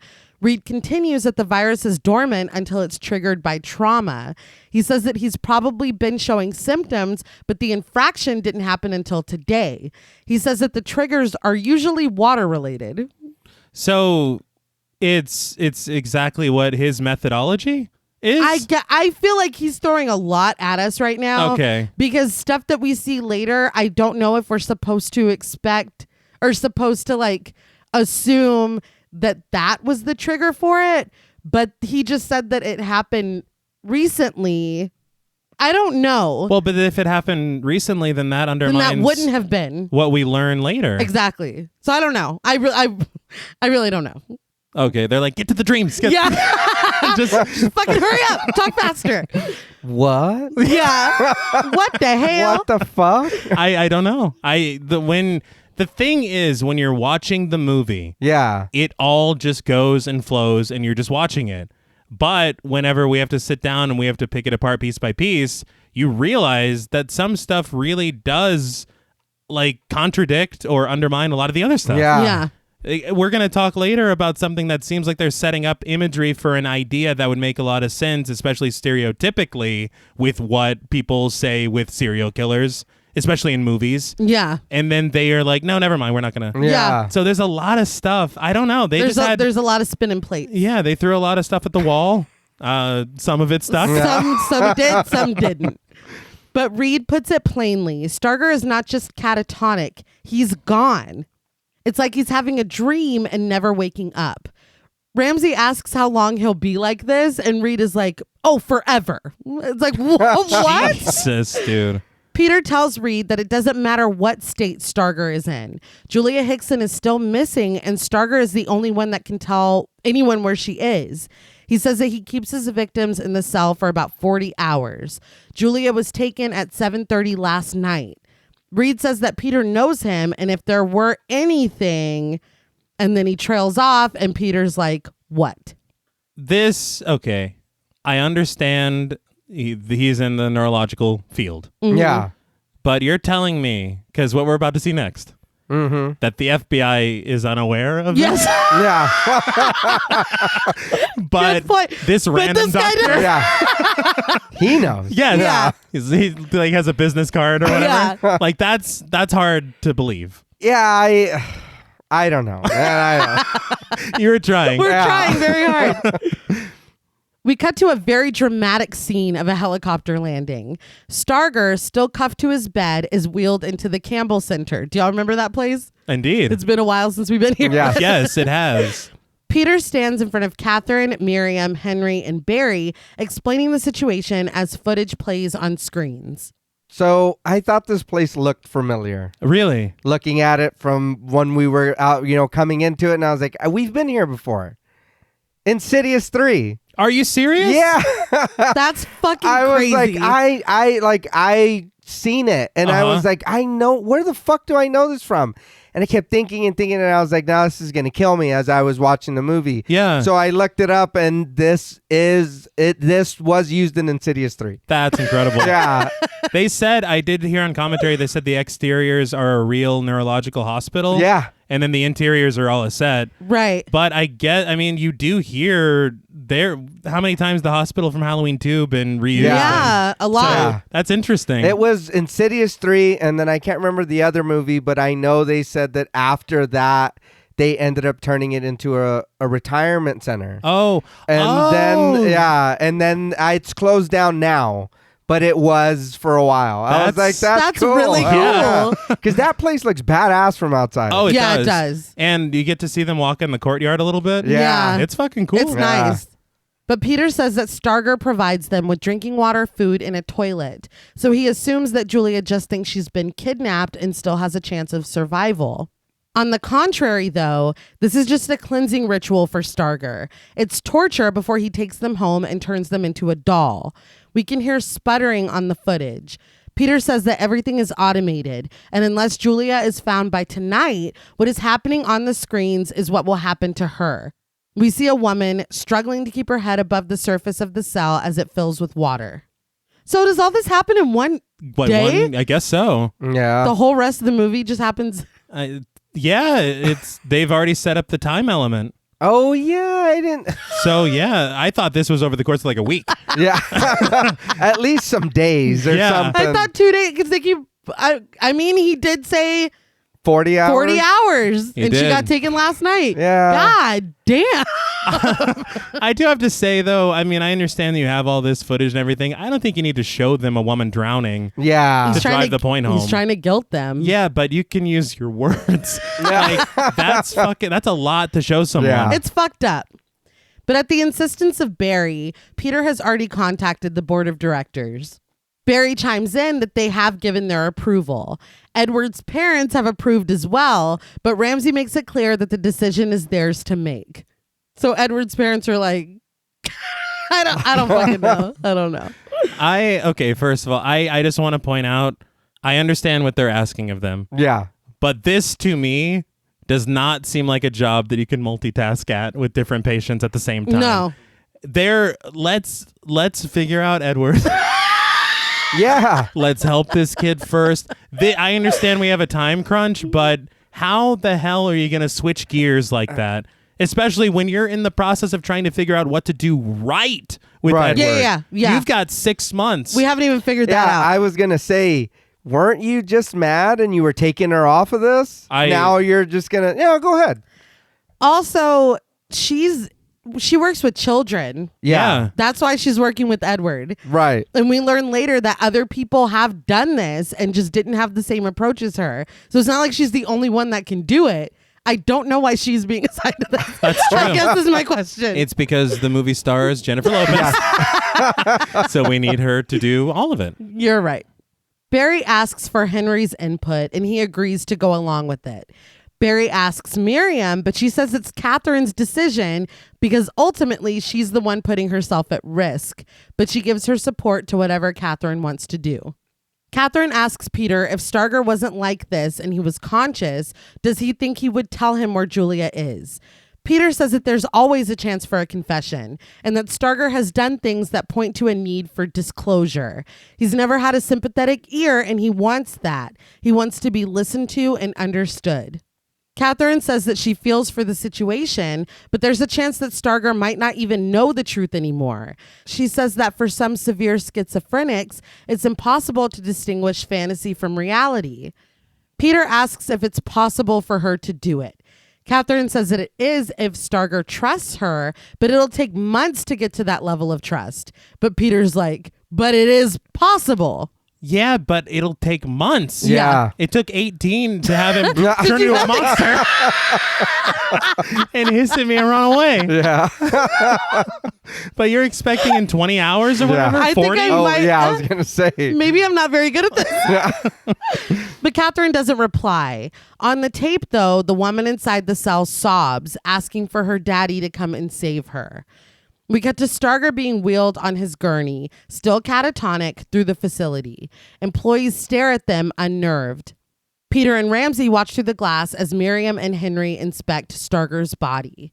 Inside the room, Starger lies on his stomach and Miriam pulls his sheet down, revealing the scars from the rings in his back. She asks what happened. Peter and Ramsey have now joined them in the room while Catherine prepares to suit up behind a clear partition. Like, Yeah. you can see right there. Yeah, I don't know what That they're was doing. my note. You know we can see you, right? They're like what Jennifer the- Lopez. Let's see where they're going. Right? She's a 10, but when her husband tips you, she takes the tip. Yeah. What is she? Ramsey explains that they removed 14 steel rings from Starger's back. Catherine peeks out and says that they should have left them. She correctly guesses that he was suspending himself and says that it's comforting to feel weightless, like floating in water. I understand what she's saying. Mm-hmm. But that's a big leap to make when you don't know really much about the case at all. Yeah. She's making it like it's a common thing. Oh, every serial killer I've investigated has hooks in their Yeah. back or rings or whatever, you know? If we can, again, this is not her area of expertise. No. So I don't. It just seemed like a weird line. She probably had the script laying there, so she was just reading. It was behind the partition. Yeah. She's like, I'll do this one. Yeah. In the next scene, they're in the room where the magic happens. Miriam is prepping Catherine and Starger while Henry sits in front of the controls with Peter and Ramsey. He explains that there's a neurological system that maps the mind and sends a signal to the other party. Then you tune in. He says that it's more than that, though. You become a part of the show. Miriam drapes the covering over Starger's face, and suddenly we can see his brain activity on the computer. She says that he's ready. She starts to get Catherine ready, and Ramsey asks why there are 3 stations when only 2 people are joined together. Henry says that they tried to do it with 3 people, 2 trying to help Edward, but Edward hated it. He only wanted to talk to Catherine. He says that Catherine has a gift. Miriam slides equipment into spaces in Catherine's suit, and we can see her brain activity as well. Miriam asks if she's sure she wants to do this, and Catherine assures her that she is. Miriam puts the covering over her face, and Catherine squeezes the space on her hand. Henry explains that they implanted a microchip that responds to touch in her hand so that she can stop the session if things get too intense. I feel like we put that together Earlier. when she did it. Yeah. 'cause When they showed us. Yeah. Maybe. Yeah. Show, don't tell, but you know, whatever. Yeah. Whatever. It doesn't Yeah. It's only the rule of screenwriting. Yeah, it doesn't matter. The tables are lowered and Catherine and Starger's bodies float suspended next to each other. Miriam joins them, as Henry says when they started practical testing for this, they brought in some of the best child therapists in the country. Miriam says that all they did was observe and report, though. They didn't do anything else. Henry says that Catherine had the least experience, but they gave her a chance because she was so highly recommended. They knew immediately that she was different. I will say I understand as far as, I guess, the child psychology expertise because it explains a lot of what she does when she's inside the dreams. Yeah. But at the same time, you can't count on that being what you find when you're in there. Yeah. No. Especially for this dude. Yeah. Yeah. I was going to wait till later, but it's like, bitch, you got lucky. But the lights go off in the next room and suspenseful music plays. We see Starger's eye open and lit up with electricity before we go inside. Through a series of wires that crackle with electricity, we go into Starger's brain, following the threads inside and seeing that it's littered with images of dolls. So they said on commentary, the threads that you described, that was a disagreement between Singh and the studio. Because what was supposed to happen is that's supposed to be the underside of the facial covering that they're traveling through. Oh, okay. But the studio's like, no, we don't want that to look like that. We want it to look a little more high tech. And that's why it looks like a thing with like a computer chip in it. Yeah. But that's not what Singh wanted. And so they already animated what that was supposed to look like. But because it's so up for interpretation, it could be his brain. I thought it was his Yeah, brain. that's what I thought. Yeah, that's interesting. So they kind of got lucky. But yeah, now that you said that, I could see it working either way. Yeah. That is interesting. We see a doll suspended from her back and floating before coming up through water and seeing an aerial view of a baptism. A young boy is being baptized in a lake. A group of men stand in the water around him and pray and chant. We go underneath the water upside down and follow a pair of legs and feet also upside down until we are no longer in the water. We come across a dingy, rusty, wet area. A woman lies with a covering over her face as water drips down on her. No pun intended, but this is fluid as fuck. Yes. And it's honestly beautiful. Yeah. The way that it's shot. Yeah. I think they connected and cut it. It's like a little sneaky cut because when you see the legs, the shot starts there from another filming. Yeah. All right. And so from there, the tilt all the way to finding Catherine in there is one long shot.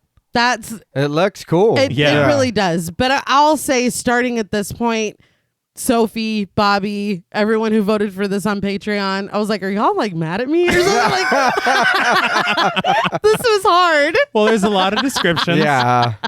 I will say that this is when it started to make sense to me why people love this film. Yes. Yeah. Yes. Because before Yeah. it felt very strangely disjointed. And then here it's like, I all get right. it. Yeah. Yeah, I get it. But we see that blood is falling with the water droplets, and suddenly the blood hits a leaf, causing a ladybug to fly off. The blood hits the cloth over the woman's face, and as a thin dog leaves the area, the woman pulls off the cloth, and we see that it's Catherine. So they had said on commentary that cloth is supposed to almost look like the Shroud of Turin. There's a lot of like religious imagery in this that Well, this for him, I think he said was a reference to a Ken Russell film. So maybe not as religiously leaning as it is perceived. Right. Because there is something later that is. yes. Yeah. But again, he says it wasn't meant to be that. We'll get to that in a bit.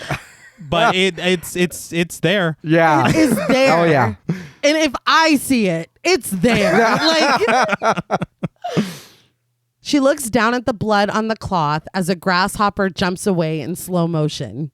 She hears a voice say, "You're not human. You don't lie in my house. You're an animal." She turns her head toward the voice, and it's coming from a miniature house. Blood falls on the sheets hung up outside of the house. Catherine walks around and looks into the room where the dog went. Inside, there's a bathtub full of blood. The dog stands next to it, shaking himself dry as blood flies off of his fur in slow motion. Catherine walks away. What? Yeah, it looks amazing. I mean, it does, but why is the dog taking a bath in Kool-Aid? Like, what is that? I don't know. It's gonna stain his fur. It will. Well, he's not good the for the fur dog. is No. black. You can't. It doesn't show. Yeah, it'll be fine. Yeah. He'll be okay. Now, if he was the other dog, Yeah. Oh, okay. Then all you're right, fine. we have a pink dog forever. But Catherine sees the little boy running up a giant flight of stone steps. She tries to get his attention, but once he looks back at her, he takes off running again. In another room, she finds the boy, young Carl, played by Jake Thomas, tending to a horse. The stair bit is a composite of a ton of different assets I learned on this featurette. Kevin Todd Hogg was the visual effects supervisor. All right. He actually worked on Fight Club the year prior. Hell yeah. All right. Which is, I think, the third week in a row we brought up Fight Club. But I'll have some more stuff from him later. But it's very interesting because, again, for it being 2000, I understand this film was I think the budget was like $30 or $40 million. This is where it went. Oh, hell yeah. yeah. Because all of this looks great. Oh yeah. That's the thing is I have a lot of bones to pick with this movie, but then this shit happens and I'm like, Huh. damn it. Yeah. Yeah. But at this point, I'm like, so every little boy has a horse? Yeah. I will say, They all and got horses in their brain? when you see the horse at first, it looks like Dunes, the way that it's shot. yeah. So I'm like, why is there so much overlap between him and Edward. And Yeah. yeah. And we never understand. No. But she goes over to him, peeking from behind the horse and trying to playfully get his attention. He flees to the wall, shrinking away from her. Catherine pets the horse sweetly and asks the little boy if his name is Carl. She says that she knows a little boy named Edward and he has a horse too. She peeks beneath the horse at him again, but Carl looks terrified. He looks up at a giant clock on the wall and the time begins to tick by quickly. The hand reaches the other side where the notches are red instead of black. Catherine looks concerned and asks him what's wrong, but as the hand of the clock reaches the red area, Carl pushes her toward the door. She backs up and he scrambles back toward another door on the other side of the room. Suddenly, glass plates fall down from the ceiling. They fall right on top of the horse. The glass panes are pulled apart and we see that each piece has neatly sliced the horse and the pieces of the horse stick to the glass. For some reason, the boy knowing made me laugh. Yeah. He's like, oh, it's time. yeah. Get the fuck out of Every here. day at 6 o'clock, we section a horse. Why though? Great question. Why not? I do not know. Carl cowers next to the door, but Catherine gets up. She inspects the panes of glass and sees that the organs of the horse are still working. Yes. Carl runs away and Catherine squeezes between two of the panes to go after him. So this is obviously visual effects computer. Yeah. The horse is fine. Yeah. Thank God. Everyone to know.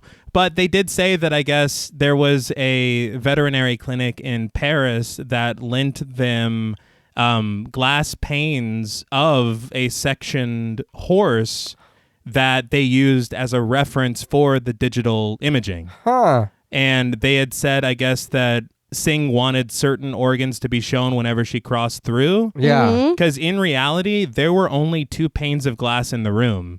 And those were the ones that she walked through. Yeah. That's cool. Everything else was digital. Oh wow. That's All really right. cool. So I like the combination. Yeah. We talk about that a lot. Yeah.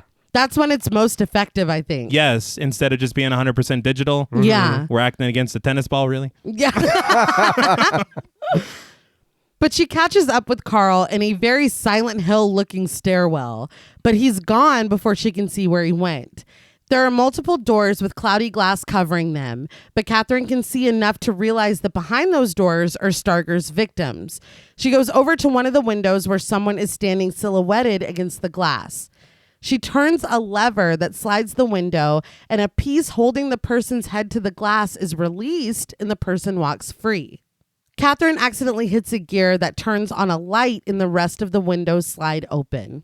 I do want to credit his victims because it's very difficult to discern who is who, and they all have the same credit. Oh, They are Jennifer Day, Alana Vicente, Asia Eccles, Vanessa Branch, Elena Modolo, and Kim Shizevsky-Nichols. very good. All right. In the first room, a woman is tied by her wrists and moves and moans seductively. In the next, a woman is tied to a dentist chair, her teeth golden. In the next room, a woman is tied up and struggling against her restraints, wearing an anime-style mask.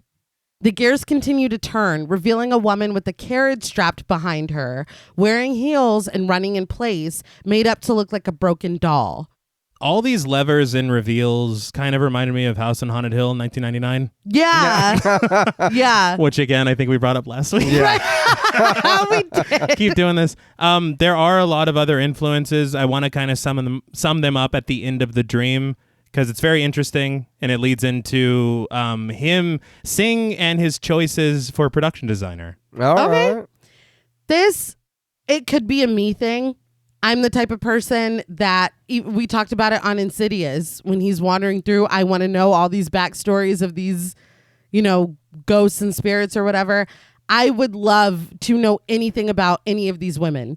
They all have the same credit. They're all in these weird tableaus. I would love to know anything about any of them. Right. I'm like, are these all like boxes that he's put women in his mind? Are these like archetypes or tropes? Are these the actual victim? Like, I have no idea. Are these because he has one method of murder, it seems. Right. Yeah. But the like dentist situation, Yes. it's very confusing because that's not what he's done ever. No. Right. So I'm like, where is all of this coming from?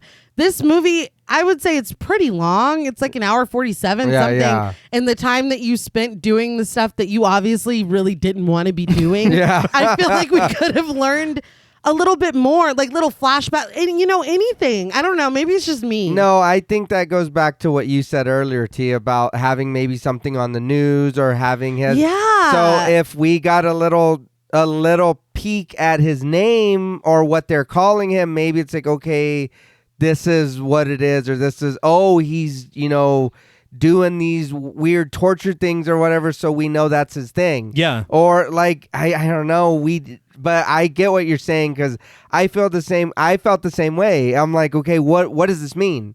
Does this mean anything? I don't know. Even if we could get a few seconds of like what they were doing when he took them, and then we see them, how he has them set up, because we are in his mind. Like we can see he was there. We can see all that. So I don't know. I don't know. They fit the world he's created in his mind. Yes. Right. But how do they fit into the real world? Aesthetically, it all looks very cool. I love the setup. I mean, again, visually, you cannot knock anything in this. Not at all. I just wish, again, and we talked about it, I think, pretty extensively when we did The Love Witch, style over substance, and this is an offender for me.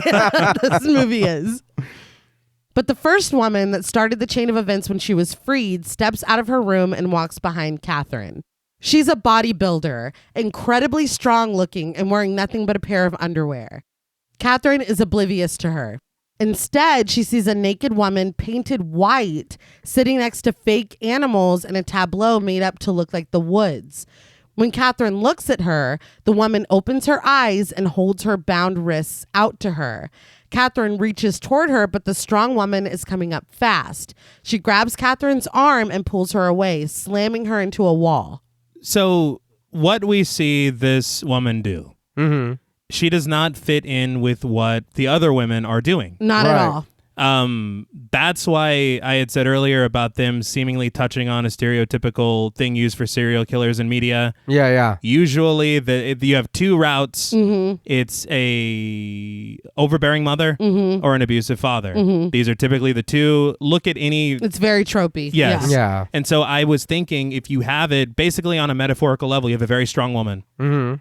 So that's where we're leading, is what I'm thinking. Yeah. And that's not at all. At all. Not so at all. I'm very confused as to why. Now, I did think it was interesting because I read up on the actress who played her. She was Miss Olympia 4 years in a row. Yeah. Oh, yeah. So she was what fucking a badass. Yeah. Dude. Hell yeah. It's like, I don't need to do this. Holy- But I don't know. I was just very confused. Her inclusion is interesting, but again, style over substance. Right. Well, yeah. And then in a second, I even had a problem with that. Okay. But hold on. All right. Catherine is knocked unconscious, and the strong woman carries her away, past another woman made up to look like a spinning ballerina in a music box. She spins beneath mirrors with her eyes closed and her hands bound behind her back. The strong woman carries Catherine to a man that sits on a throne and dumps her at the bottom of the steps beneath him. Then she just leaves. So I'm like, okay, even this woman who's been set aside from all the other victims is still subservient and bringing Catherine to you. I don't know. Well, it's a boss room. You got to get there eventually. Oh, yeah, for sure. You know what I mean? Yeah, for sure. So, it's like, oh, what's happening? Yeah, You know? there was a save point outside. Yeah. But no, I get it. And it is, because I thought that too. I was like, okay, she's going to mean something more. Yes. We never see her Not again. at all. No. Yeah, we never see her again. But the area is draped in purple fabric. The man has his hand held out but lowers it when the strong woman leaves.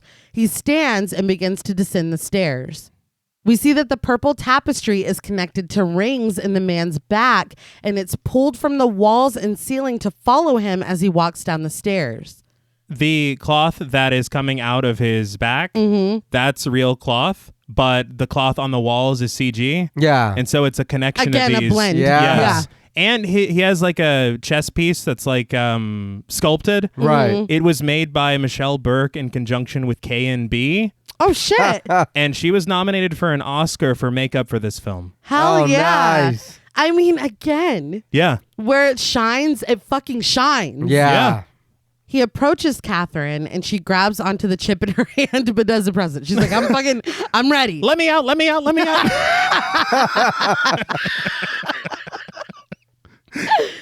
But we can see the man's face and it's starger. His hair different, his face pale and made up with something in the center of his head. On commentary, they said it was supposed to make you think of a bird. Oh, okay. I saw an upside down cross. Oh, so more iconography. Yeah. Okay. But either way, he asks her in a distorted voice, "Where do you come from?" Catherine screams and immediately squeezes the chip in her hand. I don't fucking blame her. No. When you said that, I thought you were going to say, he says, "Don't talk to the boy. Talk to me." Talk to me. Honestly.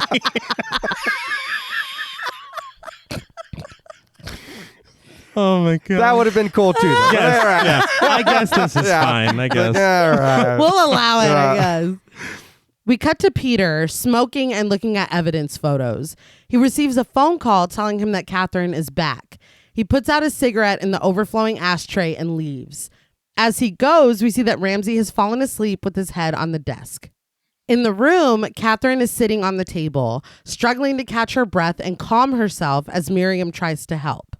So I did want to talk about some of the imagery from the dream. It reminded me of, because we've had off-mic conversations about The Lighthouse, the film, Right. Yeah. to where a lot of the visuals line up with a lot of real artwork. Mm-hmm. And so I had read on Horror Digest that the horse sections were inspired by the work of an artist called Damien Hirst, and he had sections of animals that were preserved in formaldehyde. And if you look on those photographs, it looks exactly like what we saw in the film. Oh. It's very interesting. There's another painting that's coming up later that is recreated, but we'll get to that in a bit. But the other thing that was very interesting to me is there were clear references or inspirations of music videos. Yeah. Yeah. And There's one in particular coming up that I was like, it's a lot. stop. Yeah. But I wanted to call out a couple which were very clear. One of them was Floria Sigismund's music video for The Beautiful People. Okay. Yeah. And the other one was Mark Romanek's video for Nine Inch Nails' Closer. I mean. Yes. Once And again. Yeah. we keep coming back to the same shit. But very interestingly, the production designer on Closer was a guy called Tom Fodor. He's the production designer on this film. All right. Oh, all well, right. then it makes sense. Exactly. So that leads me again, all these things that he's referencing or influenced by, he's just getting the people that did it. Yeah. And that's is really cool. That's Yeah. really cool. All right. But on the other side of the glass, Henry tells Peter that Catherine had a journey unlike anything they've ever seen before. When Peter asks, Henry confirms that she made contact and went deep into Starger's world. Maybe a little too deep, and that can be dangerous. Peter is confused, but Henry explains that if Catherine were to actually believe that anything in Starger's world was real, her mind would convince her body to react as if what was being done to her was actually being done. Like the old wives' tale that if you die in your dreams, you die in real life. Or like that movie Stay Alive, where if you die in the game, you die in real life. I want to cover Stay Alive so bad. I think Stay Alive was on this poll. It was, it lost. I got snubbed. I guess for the time, it's probably Nightmare on Elm Street for them. But we should cover Stay Alive. We should. But Catherine complains of being cold, and Miriam asks Henry to turn the heat on in there. Peter tries to get her attention, even asking if he can come in the room and talk to them, but Henry tells him that he has to be patient.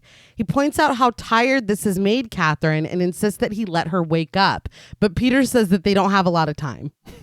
We cut to Julia sitting quietly in the cell. Suddenly, water turns on and begins to shower over her. She crawls under the bed and sobs. After a moment, the water stops and Julia begins to pray.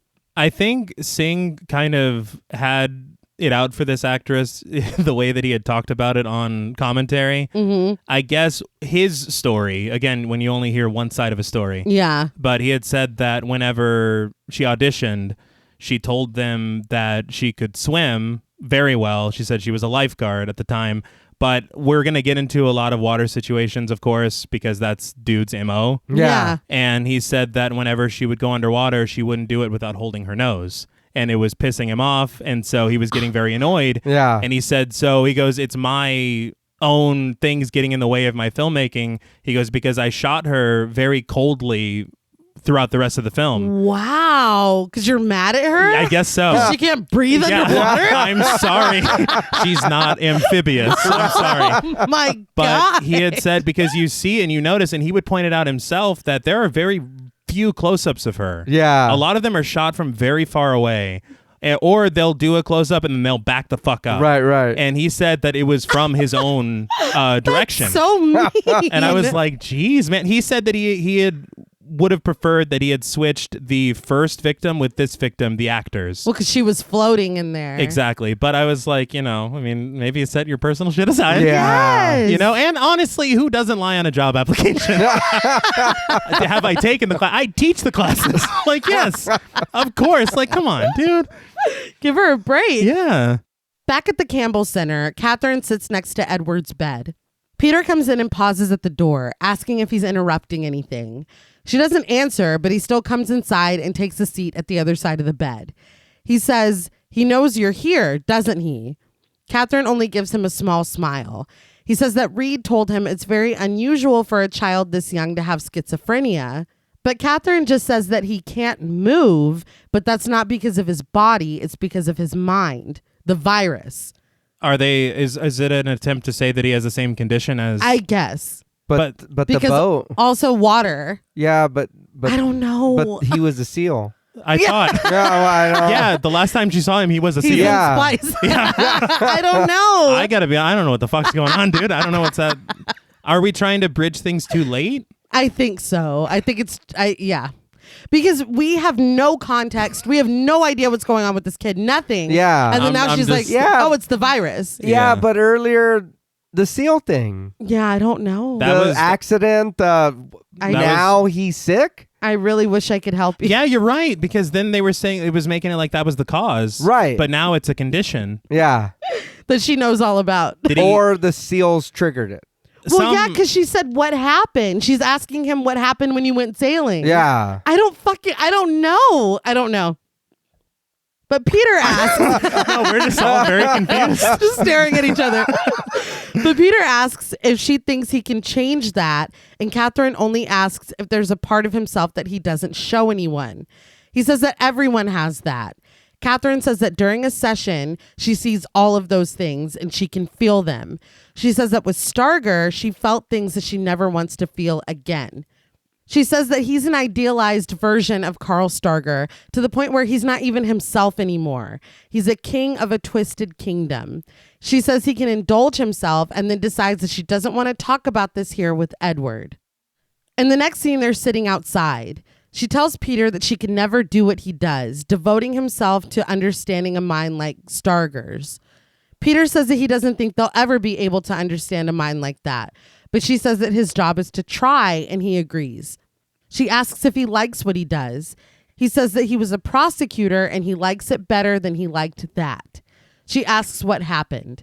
He says there was a case where a little girl, Margaret Sims, was molested, and because of a small tainted piece of evidence, the monster that did it, Charles Gish, walked away free and there was nothing he could do about it. The night after he was released, Margaret's parents came home and found Gish sitting in their living room watching TV. He had cut Margaret open and propped her up to watch TV with him and put her heart in the freezer so they could keep it, her parents. That was it for Peter. He quit and joined the FBI to just try and catch the bad guys instead. Catherine says, until now. She tells him that what she said about Starger not being Starger anymore is and isn't the truth. The dominant side is the king, but the positive side of him is represented by him in his child form.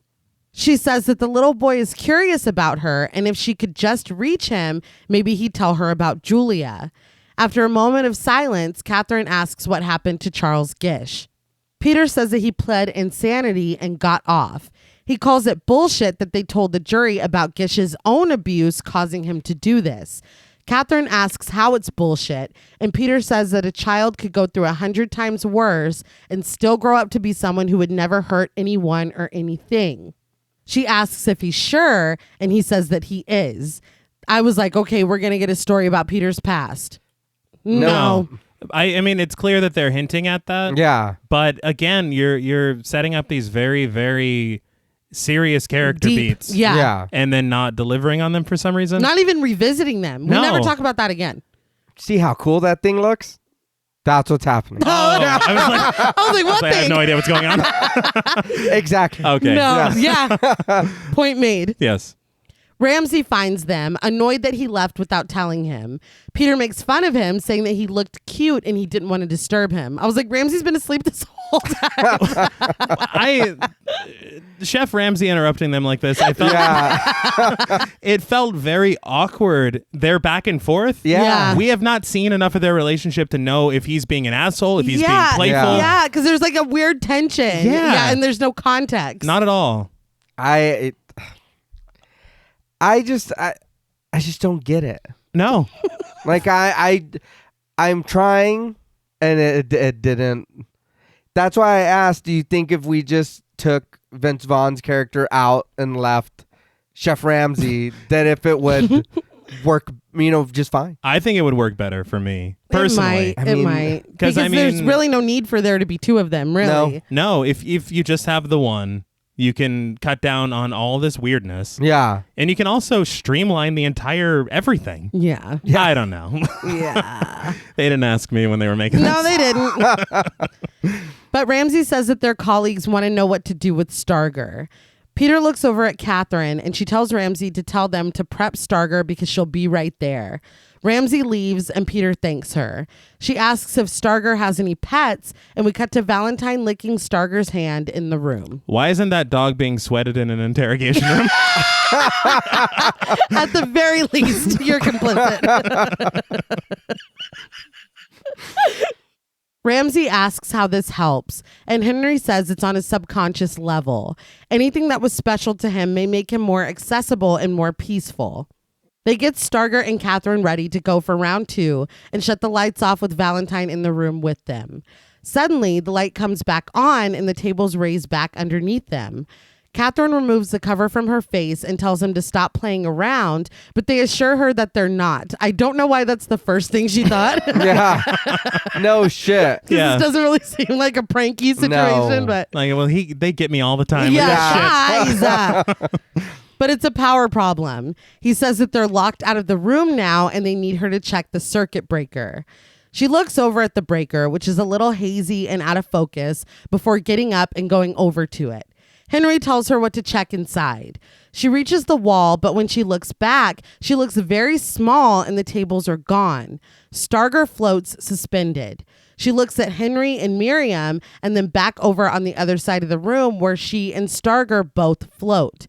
She says that she's already in, and we can see Catherine's mouth move underneath the covering, and Miriam asks what she said. She said, logic and proportion have fallen sloppy dead. It looked cool. Yeah. It did. I feel like it's probably done more practically than you would think. Yeah. I thought it was an Alice in Wonderland reference, obviously. Yeah. Yeah. Apparently, it was a reference to Polanski's The Tenant. Okay. So I was like, all right, I haven't seen it. So. It's Alice in Wonderland. I've seen Alice in Wonderland. Yeah, we've all experienced that. But she crouches down and suddenly she's in a small glass box. It is suspended very high up. She pushes her way out of the top and she falls out. We see now that she is upside down, hanging from the box by her ankles. Her hair is long again and she wears red and flowing clothes. She reaches up to try to free herself, but the rope is dropped and she falls down a hole beneath her. Her body reacts as if she's fallen into water that we can't see. She floats down into the room where Valentine sits. He is friendly and greets her with a bark, even though she seems to be stuck in water. The whole sequence from the box to her falling. Yeah. So visually interesting. Yeah. A lot of the environments are matte paintings, which you would never guess. No. Like, Not at all. it blends so well. It's just very brilliantly done. And I think that's the thing for me is it's like, the more time we're in the dream world, Yeah. Yeah. the more I'm into this. Yep. I'm just, let's do this. Like, clearly that's where the passion is. So let's just do this part. Yeah. But Catherine asks if Valentine can take her to Carl, and over his head, we see Carl run into that blue miniature house. Suddenly, Catherine is approaching the house. She's in her regular clothes now and has her regular hair back. She comes in through the kitchen where Carl is hurriedly drying dishes. Catherine offers him help and he accepts it without a word. She tells him that she has a present for him. She takes off a necklace and presents it to him. She says that if he needs her or if he can't find her, he just needs to shine the necklace. She opens it, revealing a small mirror inside that reflects light when she moves it. He takes it from her, accidentally dropping a plate in the process, and it shatters on the floor. This is her fault. No, I'm just kidding. But this is what Edward had at the beginning. Yeah. So she's got her methods. Yeah. I'm like, you're just giving everybody the same gift? Wow, dude. Yeah. Like, I thought I was special. The human fun. Yeah. But immediately, someone calls Carl's name. Frantic, he pushes and locks Catherine in a pantry. She watches through slats as Carl's father, played by Gareth Williams, questions him about the plate. Young Carl is very protective. Yeah. That's Yeah. the second time he saved her life. Yeah. Catherine tries to cop to breaking the plate, but they don't hear her. When Carl doesn't answer, his father hits him in the head with a spoon and throws another plate against the wall, shattering it. Catherine shakes the pantry door, trying to get out, but from their point of view, the door doesn't move. Catherine starts to look within the pantry as we hear his father telling him that he doesn't lie in this house. She looks down at her feet to see eels slithering in water around them. A woman tries to defend Carl, and Catherine peeks out to see that the pantry looks out onto the couch now. Carl's father is in his underwear, yelling at a woman who he tells Carl is not his mother because his mother left them. The woman is wearing a robe, and Carl's father pulls one of her legs open, forcing Carl to look at what's underneath. So obviously this is awful. Yes. My thing as well is back to the original dream. Yeah. Because the bodybuilder, Yeah. that means nothing now. Yeah. No. We've determined that it seemingly never knew his mother. Yeah. So I just don't understand. I don't understand. It's all very confusing. Yeah. And there's so much to unpack here, but we never get to. Like, it just keeps moving. It's, yeah. But Catherine grimaces at this, and we suddenly hear a snapshot of a Polaroid. A Polaroid of a room appears on the wall behind her. Through the slats, she can see Carl's father beating him for playing with dolls and calling him a woman and other horrible slurs. Carl screams, and Catherine begins to cry.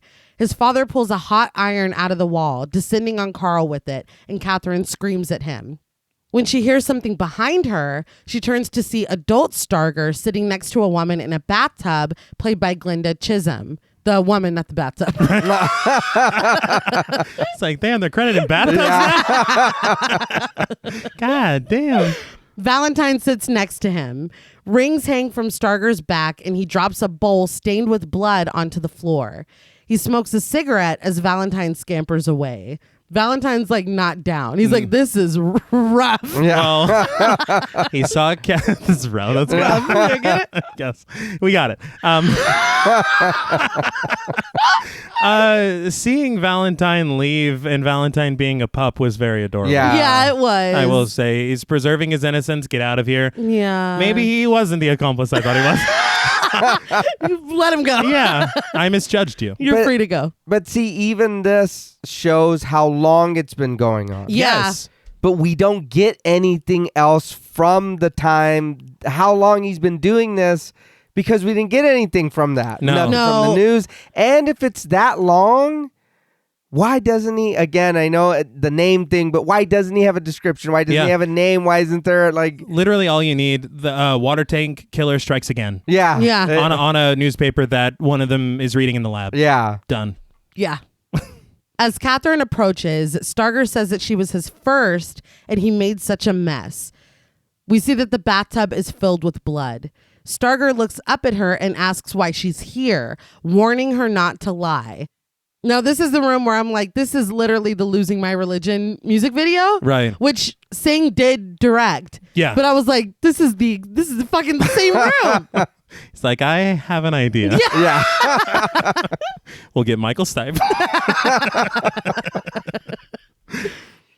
She says that she came to help him, but he immediately says that she's lying. He starts to call her horrible names, and she says that he sounds like his father. Starger turns his head away, and in a deep demonic voice, Starger says... I'm just thinking about JP now. Talk to me. Wow, don't talk to the boy. Yeah. Starger says that he was nothing and he is nothing. Catherine asks who told him to say that and if he can remember the first time that voice talked to him. Maybe he went swimming. We get a flash of the boy under the water, and Starger says that it was his baptism. His father pushed him under the water, and he thinks he had a seizure and was drowning. He smokes his cigarette as we get flashes of the baptism, as Starger says that everyone watched and no one helped him, except him. He says that his father took him home that night and broke 3 of his ribs and fractured his jaw. He was 6. See, okay, so this, to me, this is where you reintroduced Malkulak. Yeah. Who's he except him who? Because he never No. Yeah. like elaborates on that. No. But that would be perfect because we've already introduced that concept. Let's say that that's what's going on. Yeah. Damn it. No, yeah. The only problem with that is that was a different kid. Yeah, but if it's a demon or something, it's all over the place. And if they're All right. I mean, I don't know. That makes sense. A lot of but- their shit is similar. So if it's plaguing both of it would at least connect it. Like it would at least make something make sense. But no. Yeah. But no. Catherine looks at him sympathetically and says that what his father did was wrong and evil. He treated Starger like a thing. Starger struggles to say that his father was just more powerful than him, but Catherine insists that no one should be treated like that. Carl begins to spasm and hit the side of the tub, and Catherine readies her finger over the button in her hand. She doesn't press it, though. Starger stands up and asks what world Catherine lives in. Catherine asks him straight up, "Where's Julia Hickson?" Look, I understand that you formed a bond with young Carl. Yeah. But it is way too soon to be asking. Yeah. I understand you're on a time crunch. Yeah. But he's not going to fucking tell you. No. Starger gets angry, kicking his stool over and telling her no names. Catherine says that she knows him and she knows that he wants to tell her. Starger begins to back out of the room, the distorted voice mocking her for claiming to know him with his mouth not quite matching. He backs up into the shadows of the corner of the room. That's him in the corner, right? But Catherine only asks repeatedly, "Where is Julia?" Suddenly, a demonic version of Starger with horns and big nipple rings appears behind Catherine. He grabs her arms, pulling her hand off of the evac button and throwing her onto the ground. Back in the control room, Miriam points out that the word denoting the owner of the brain keeps switching back and forth between guest and host. Henry says that that's not possible. I just want to say, the FBI is really cool with learning about all this. Yeah. Like today. Like, yes, she's going inside his head. Yeah. They just accept it. Like, They're just standing there. That's weird. Yeah, I think that's a little more than, we should be knowing about this. yeah. What the fuck? You're diving into someone's subconscious. I think we might want to figure that They're out. like super chill. You're right. Nobody was even surprised. He's like throwing a balled up paper above his head and shit. It's like, so she get the, what are we doing again? Back in Starger's mind, Catherine is still on the ground and he crawls on top of her. She raises her hands against him, but she is weak. Suddenly, he sits up and opens a collar. He snaps it closed around Catherine's neck and blood runs down. Yeah. In the control room, Miriam is startled when she realizes that Catherine has reached a dangerous pulse. Henry cautions her to slowly disable the feed to bring her out, but Miriam says that could lead to massive shock. Concerned, Peter comes over and asks what's going on. Yeah. It's like, I just had to take a piss. What? What's happening? Henry reminds him of the hypothetical situation he told about Catherine believing that the world she was in was real. Well, that hypothetical is happening right now. This was a little annoying because really we heard this like 10 minutes ago. Yeah. Peter's like, well, can't you just stop it? Just eating like takeout. Isn't there a button for that or something? Thought you had said. Miriam says that it's not that simple. They've stopped it before with Edward, but this is an entirely different situation. Starger's mind is uncharted territory, and Catherine is lost in it. She believes it's real. Henry says that anything they could do on their side could end up making things worse for Catherine. Miriam looks through the glass at a third face covering hanging above the empty station. She gets Henry's attention, and he immediately knows what she's thinking. He tells her no because he needs her here. We cut to footage of Julia pacing away in her cell. Without warning, the water rains down on her again. Instead of hiding this time, she stands on her bed and screams for it to stop.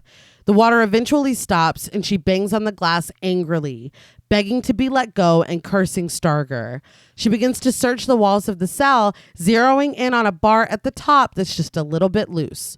All I thought of during this sequence is I was like, man, what a difficult gig for an actor. Yeah. All she's doing is just getting sprayed and screaming. Yeah. And it's like, good Lord. And she's doing great. She is. Against dudes. Yeah. He's like, but you can't fucking, man, fuck her or whatever. But real quick. So this is the second time water's sprayed in there. Yes. It's not full. No.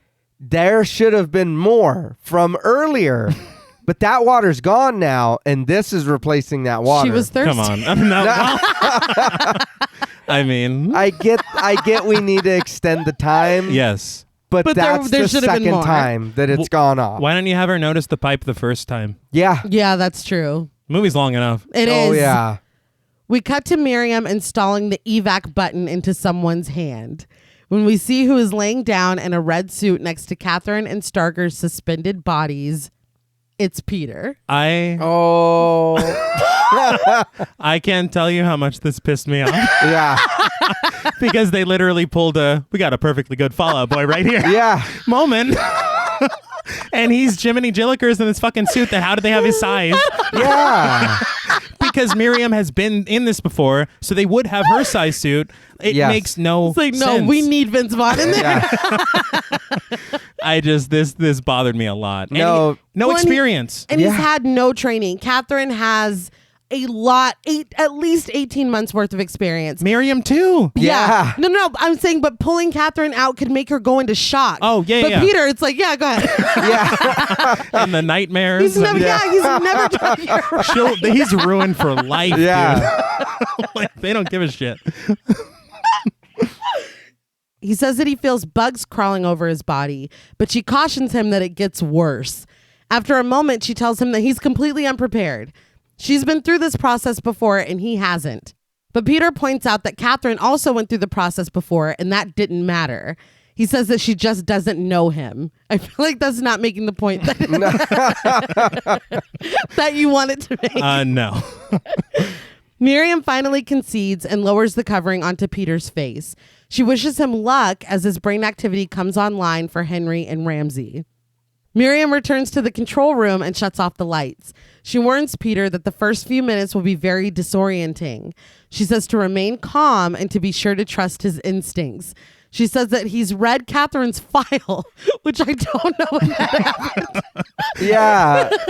So he needs to hit her with something personal from it. And above all, remember that none of this is real. But why was he reading her file? There's really no need. Really? Is she a suspect? Not that I knew of. It's kind of like an invasion of privacy there. I didn't tell you can look Well, at my it is. shit. It is the absolutely government. is. But you Oh, would, all right. you would- Never mind. Yeah. You would think in situations like this where somebody might have to go in after somebody, there would be a code word or Yes. a Yeah. phrase, not read this bitch's biography and then say something that's going to really hit her. Shouldn't the code word be squeeze your hand real quick? Yeah. Or you squeeze her head. Yeah. You know? And then you go out together. Yeah. Damn it. Oh my God. You're right. Blood drips into a tube next to Peter, and suddenly we're being transported through bright colors, strange shapes, and electricity. They didn't say it, but this looks like 2001 Space Odyssey. Yeah. Yeah. We shoot down a long, colorful tunnel as Peter begins to hyperventilate on the table. When he started like panting, I was like, did they get into Valentine's mind? Or- Oh, we crossed the wire. It's just a dog in the suit. Yeah. We knew we shouldn't have been in They there. got dog-sized suits, but They're ready for anything. We see colors pulsating, and finally, it all gives way to gray. 3 identical women sit in sand, holding themselves and staring up at the sky, faces in a silent scream. It is next to them that we find Peter face down in a puddle. A light shines on him, and he wakes up with a gasp. He looks over at the frozen women, played by triplets Monica Lacey, Joy Creel, and Leanna Creel. One looks at him and asks if Peter has seen her little boy. His father took him from her. The second one says that she spit him out of her hole, Jesus. but that doesn't mean anything. A little decorum, Chris. Jeez. Chris. They fucked even you talk. up. A little decorum crease. Decorum. There you go. I think that's what you were trying to say, and then it just Probably. you got wires crossed like that dog. The third says that her son is an abomination and he has no soul. They all go back to their original positions, frozen and staring skyward. So this, I read on the Horror Digest, is a reference to a painting by an artist named Odd Nerdrum. And if you look at the painting, it is exactly Oh, wow. All right. Yep. just another interesting little thing. Yeah. And this is very successful for me. Yeah. No, it is. yeah, that looks creepy as fuck. And It does. Yeah. It makes me feel like if he didn't know his mother or if she left or the father took him or whatever, he's like, there's so many possibilities of who she could be. Oh, that's interesting. That we have these 3 representations of her, you know, that is Maybe. interesting to me. But again, we don't explore further than this. And he could have maybe seen one picture. Yeah. You know, they said that they wanted to duplicate one actress 3 times, but they didn't have it in the budget, and so it was cheaper to hire triplets. Yeah, they're triplets. It Yeah. works perfectly. Oh yeah. But Peter is like, okay. He's taken to this world pretty. I'd He be is. freaking out. Yeah. I'm like, whoa, just live. They're like, oh, he's melting down in there. I knew we shouldn't have sent him. Miriam's like, God damn it, I'll do it. He turns and he is suddenly in a hallway. The light is dancing along the wall. He turns around and sees Carl standing behind a bed and shining the necklace that Catherine gave him. Once he has Peter's attention, he runs off. Peter approaches the bed, empty a second ago. Now, Catherine sits on it with her back to him. Her hair is dark. She wears black clothes and dark makeup with a mask over her face covering her mouth. Peter sits on the bed next to her and pulls the mask off of her face, trying to get her attention. Catherine advances on him, you know, in a sexual way. When she reaches toward him, we see that she is chained to the bed. She tells him not to be afraid, but a bird cries out, getting Peter's attention. The bird's like, get the fuck out of there. It's like, I'm trapped too. I don't want you to be like me. Now her mask, that's another fucking Power Rangers. That she looks like Lord Zed now. That's just his fucking helmet. Like I was, Well, maybe he enjoyed Power Rangers as a child. no, it was great. Yeah. Who didn't, right? But when he turns back to her, she holds his face and kisses him. He kisses her back. Just before Peter can get lost in the sauce, he says out loud that this isn't real. In a POV shot, we approach from behind the bed. Peter's back is to us, but Catherine gives us a sly look. We're in the point of view of Starger, decked out in gold like a king, complete with a crown on his head. He throws a red fabric over Peter's face. Catherine lies down on the bed as Starger pulls the fabric tight. When we next see Peter, he wakes up with a gasp. He's chained to a table as Starger hums. He cleans his hands and looks over sinister-looking instruments. Catherine watches from her place on the bed, smiling. They had said on commentary that with Starger approaching Peter, the studio wanted a elaborate fight scene, and Singh was like, no. And he couldn't think of anything, and D'Onofrio was like, well, what if I just put a red sack over his head? And he's like, brilliant. Because apparently the thing is Singh said that it was in his mind, something very similar happens to, I think he said, in an Iranian film that he loves. And he said that since D'Onofrio came up with it, it's something that was organic, that wasn't an intentional reference. Yeah. And so he's like, that's even better. All right. Fair enough. Right. Yeah. I was just like, he got taken. That's his own fault. He didn't put up a fight. No. He's like, this isn't real. Whoa! Yeah. Oh, damn it. But Starger's teeth are small, eyes are white, and he looks bleached. He grabs Peter, calling him a naughty worm. He takes a pair of scissors and plunges them into Peter's stomach. Peter screams in agony, but Starger only removes the scissors playfully. He reaches into Peter's stomach and pulls out the worm, his intestines, before hanging it on something above the bed and letting it hang over Peter. It's an elaborate torture Yeah. Right. situation. And I understand Peter knows that it isn't real, but his reaction kind of is killing me. Yeah. Because as it's happening, he's like, fuck you, motherfucker. Yeah. I'm like, dude, oh my God. A little decorum, please. I understand, but you know this shit isn't real. Yeah. You're the only one. Yeah, literally. How mad would he be if you just laughed at him or rolled your eyes or Yeah. something? You're like, oh, fuck you. He's like, oh, hell yeah. He's loving it. Right? Where's your cape? This isn't real. You can't make this shit up yourself. You're Seriously, right. yeah. You know what I mean? You're right. He's like, no, I'm king. Yeah. what the fuck? Why is the crown on his head?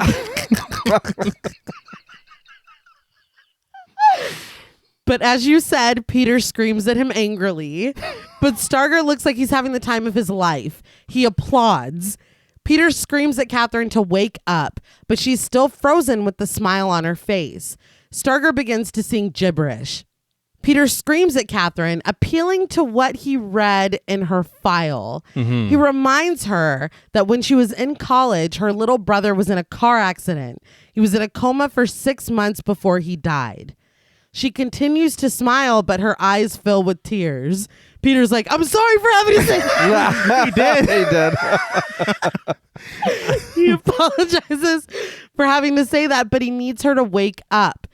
We see Catherine again, the smile slowly dropping from her face and a tear falling from her eye. He screams at her that this is not real. Catherine stands, finally free. She takes a sharp instrument from Starger's table. The bird is like, oh shit. I don't know why we get a shot of the bird at this point. But Starger's still giggling and singing when she comes up behind him and stabs him in the back. Did anybody find him pulling her out of it very little anticlimactic? It happened so fast. Yeah. This whole thing happens too fast. Yeah, it does. And I mean, we've never established that as motivation for her. She's never looked at a picture. She's never said, you really remind me of someone to Edward.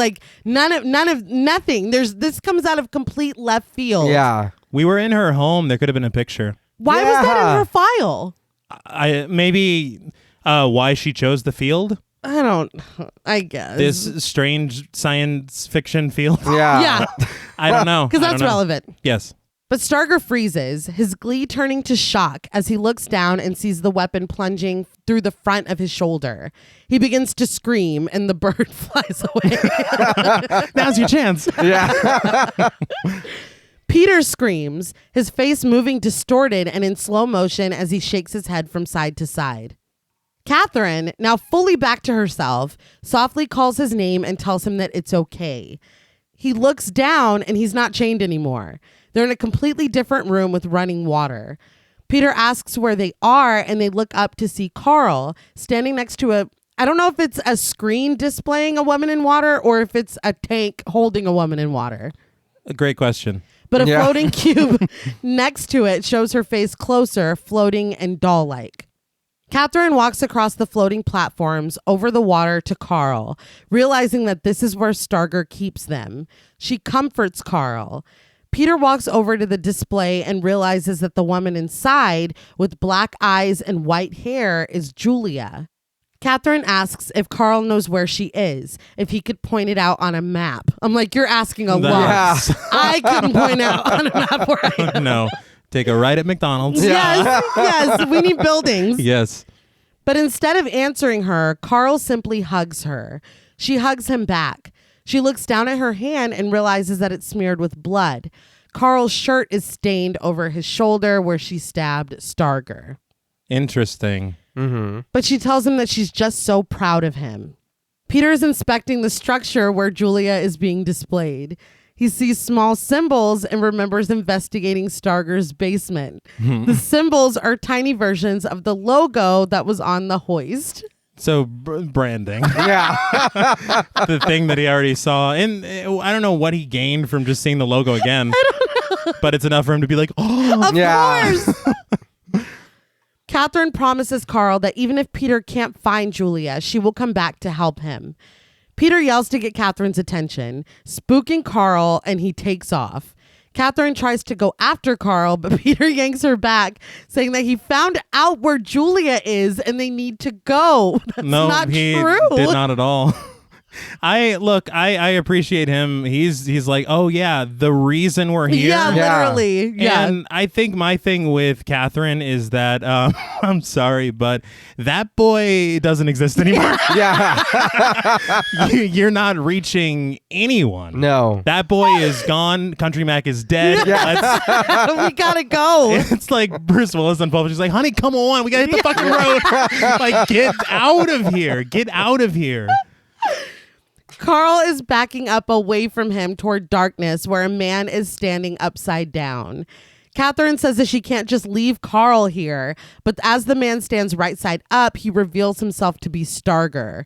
Peter pulls her away. Starger runs to Carl, flailing his arms around before scooping him up. Catherine still fights to get to him, but Peter presses the button on her hand. I don't know if he just remembered that he can do that. Yeah. We could have done that a long time ago. That is true. Yeah. We cut to them waking up on their tables. Peter is struggling to breathe and gasping for air, but demands to know if Catherine is okay. Miriam says that she is.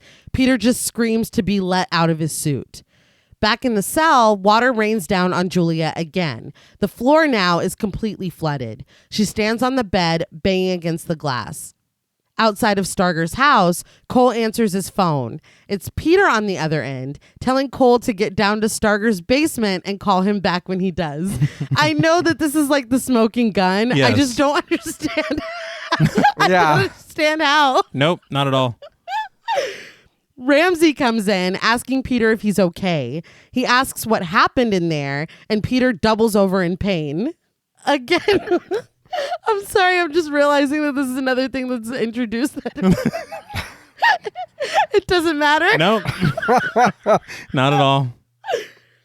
But instead of answering questions about his well-being, he only tells Ramsey that he saw Julia and now he knows how to find her.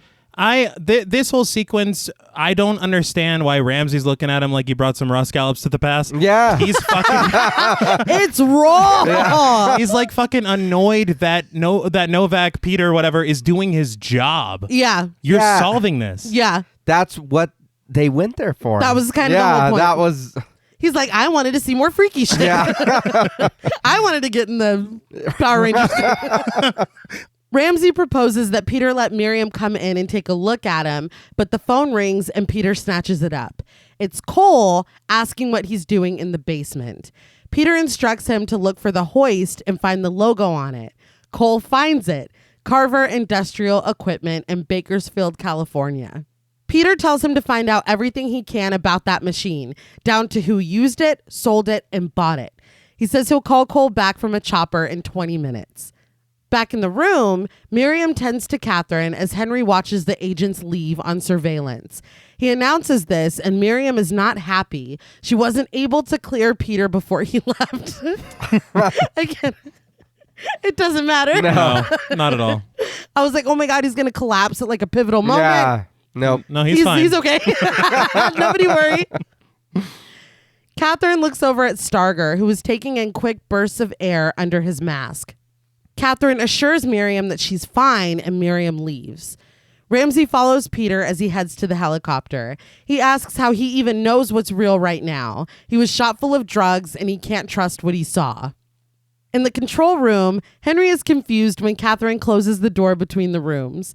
He can't get inside and looks through the glass to see that Catherine is looking at a book full of medication doses. She groggily mutters that she promised she will help him.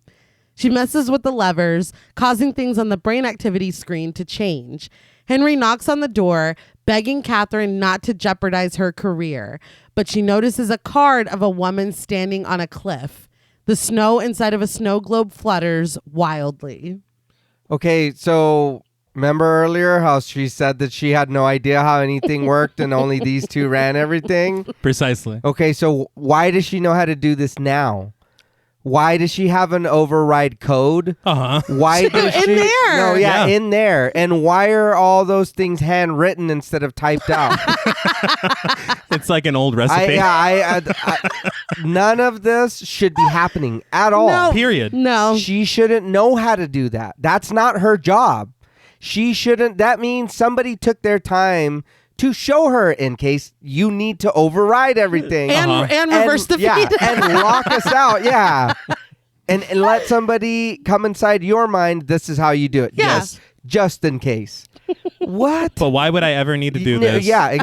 without you? Yeah. Why? Maybe for the end of the film. Yeah. And if Miriam wanted to get in, you can't tell me they said they were doing it before. Mm-hmm. So then you mean the only one person was piloting it then, but you can't do that now? Why did you make Vince Vaughn go in there? Or I'm sorry, what's his name again? Peter. Peter. Why'd you make Peter go in there then? No idea. There is no other assistants to help dude watch it while she went in there to pull her back? No. The answer is no. You're posing excellent questions. Yeah. I'm just, throwing wish I some had stuff out answers. there. Just, But outside, Peter makes it to the helicopter and they take off. Henry consults the controls and sees that his access has been denied. Miriam walks in with Ramsey and other agents trailing behind her. She asks what Catherine is doing, but really she already knows. Catherine lays back on the table, but Miriam bangs on the glass and tries to get her attention. When she tries to go through the door, Henry's like, she changed all the codes. How? what? How? Yeah. She is an employee at the facility. Yeah. She's not part of like a security. Like it makes no sense. The agents ask what's going on, and they say that she's reversing the feed. They explain again that reversing the feed means that instead of her going into his mind, he's going into her mind. In the cell, the water pours down on Julia again. She screams for it all to stop and has to stand on the toilet to keep her body above water now. The helicopter speeds toward its destination. The brightness of the sun turns everything white until we are in a bright area. Snow falls around cherry blossoms, and Carl stands with a small pool in front of him. Catherine stands on the other side of it, seemingly dressed like a holy figure. Okay, so I thought at the first time I watched this that it was the Virgin Mary. Absolutely. Right. But the picture that she looked at, according to the commentary, was a photo or a painting of a Brazilian water goddess who is also the protector of children. So you're bringing in his water thing, Yeah. her protector of children thing, through the form of this goddess. So it makes sense. It makes sense. It does if you know what it is. Thank you. That's what I was fixing I did to not. say. I had yeah. to Yeah, because Yeah. if you're not watching this with commentary, you don't know that. No. Not at What all. you get is the Virgin Mary. That's what I That's thought. what she looks Yeah, like. that's all you get out of that. And that doesn't make sense. no, No, not at all. This makes sense, but you got to be told. right. Yeah. She spreads her arms slowly, the light shining from her necklace onto Carl. She beckons to him and he goes over to her, sitting on the steps below her feet. She sits next to him. Gold and flowers grow across the sides of the screen. She tells Carl that she promised she would come back, and she always keeps her promises. I have to admit, I don't like the frame of the thing. I didn't like it. Oh, like the gold drawn? leaf or whatever. Yeah. It felt a little weird. I get what maybe what I think they were trying to do. Like she's like, this is peaceful. Look, Right. Yeah. but yeah, and then that I always keep my promises. How do I know that? We don't know you enough. That is also true. Yeah, I don't know Enough. I think my thing is that all the framing did was remind me that it was the frame of a film that I'm watching. Okay. Yeah, that's okay. fair. Like, and you've never done it before. Yeah. That's true. Like maybe if it were if it were in anybody else's mind, Yeah. like in a different way. Like thorned vines or something Yeah. for, dude. I don't know. It just didn't work for me. Yeah. Carl asks if he can stay here with her, but she apologizes, telling him that it doesn't work that way. She says there's no way to change that, and Carl looks heartbroken. He tells her, yes, there is, but his voice is the adult Starger. Catherine is taken aback, and when we see him again, he is the adult Starger. He says that when he was little, he found an injured bird. He said he knew that his father would do something awful to it if he found out that he had it. It was just a matter of time. So he took the bird to the sink and held it under the water. He says that it was better for the bird this way. He saved him. Catherine catches his drift and slowly tells him that she can't and she won't do that. He's young Carl again, and he tells her that it doesn't matter anyway because he found him. Big bugs and tarantulas crawl over Carl as the snake whines in the pool as everything grows darker. I'm sorry. I was just laughing. He's like, oh, it doesn't matter. I got a tarantula on my back. Yeah, we're fucked. We It's blew fine. it. Yeah, we're fucked. We missed our window. Yeah. But Carl says that he always finds him. This is when I was like, I think it would, with this story, I think it would have been more effective if we had more bird imagery instead of doll imagery. Fair. Because I know Okay. that he was, abused for playing with dolls, but I feel like it keeps coming back to birds. Like it keeps like coming back. Yeah. You have the one story about his father with the bird, Yes. Yeah. which seemingly inspired his entire, murder Yes. Yeah. spree, but it isn't as But prevalent. dolls. Yeah. Yeah. I don't know. no. I do like the, he always finds me and the what, okay, I get it, but I don't feel like I got enough of that. no. Yeah. You know what I mean? Like I do understand the young Carl and the, but it's just, I want a little more of that. I'm Yeah. not gonna lie, I want a little more. And who is finding him should be Makilock.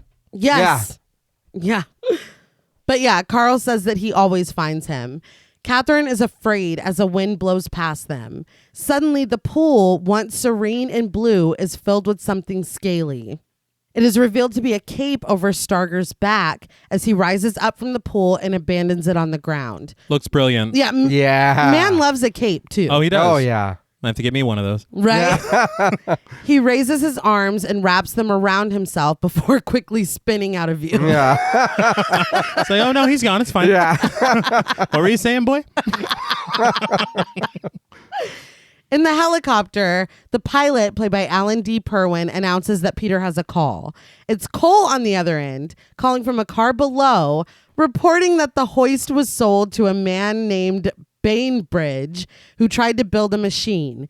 But Bainbridge went bankrupt and the state took control of the land. Guess who was hired to seal it up? Gus Fring. Starger. Close. This reminded me a lot of the part in The Silence of the Lambs when she's trying to tell them and they're like, oh no, we're already on our way. Yeah. Like the Yeah. quickness of that. He tells him where the land is and the pilot knows it and they're en route. Yeah. I'm like, who the fuck is Bainbridge? What are you talking? Like, all of this is like a big aha moment. What are you talking about? What are you talking about? I don't know. And how is that piece of equipment? Like, I don't know. I just, Why didn't you make it dude's father from the beginning, Edward's dad, his company?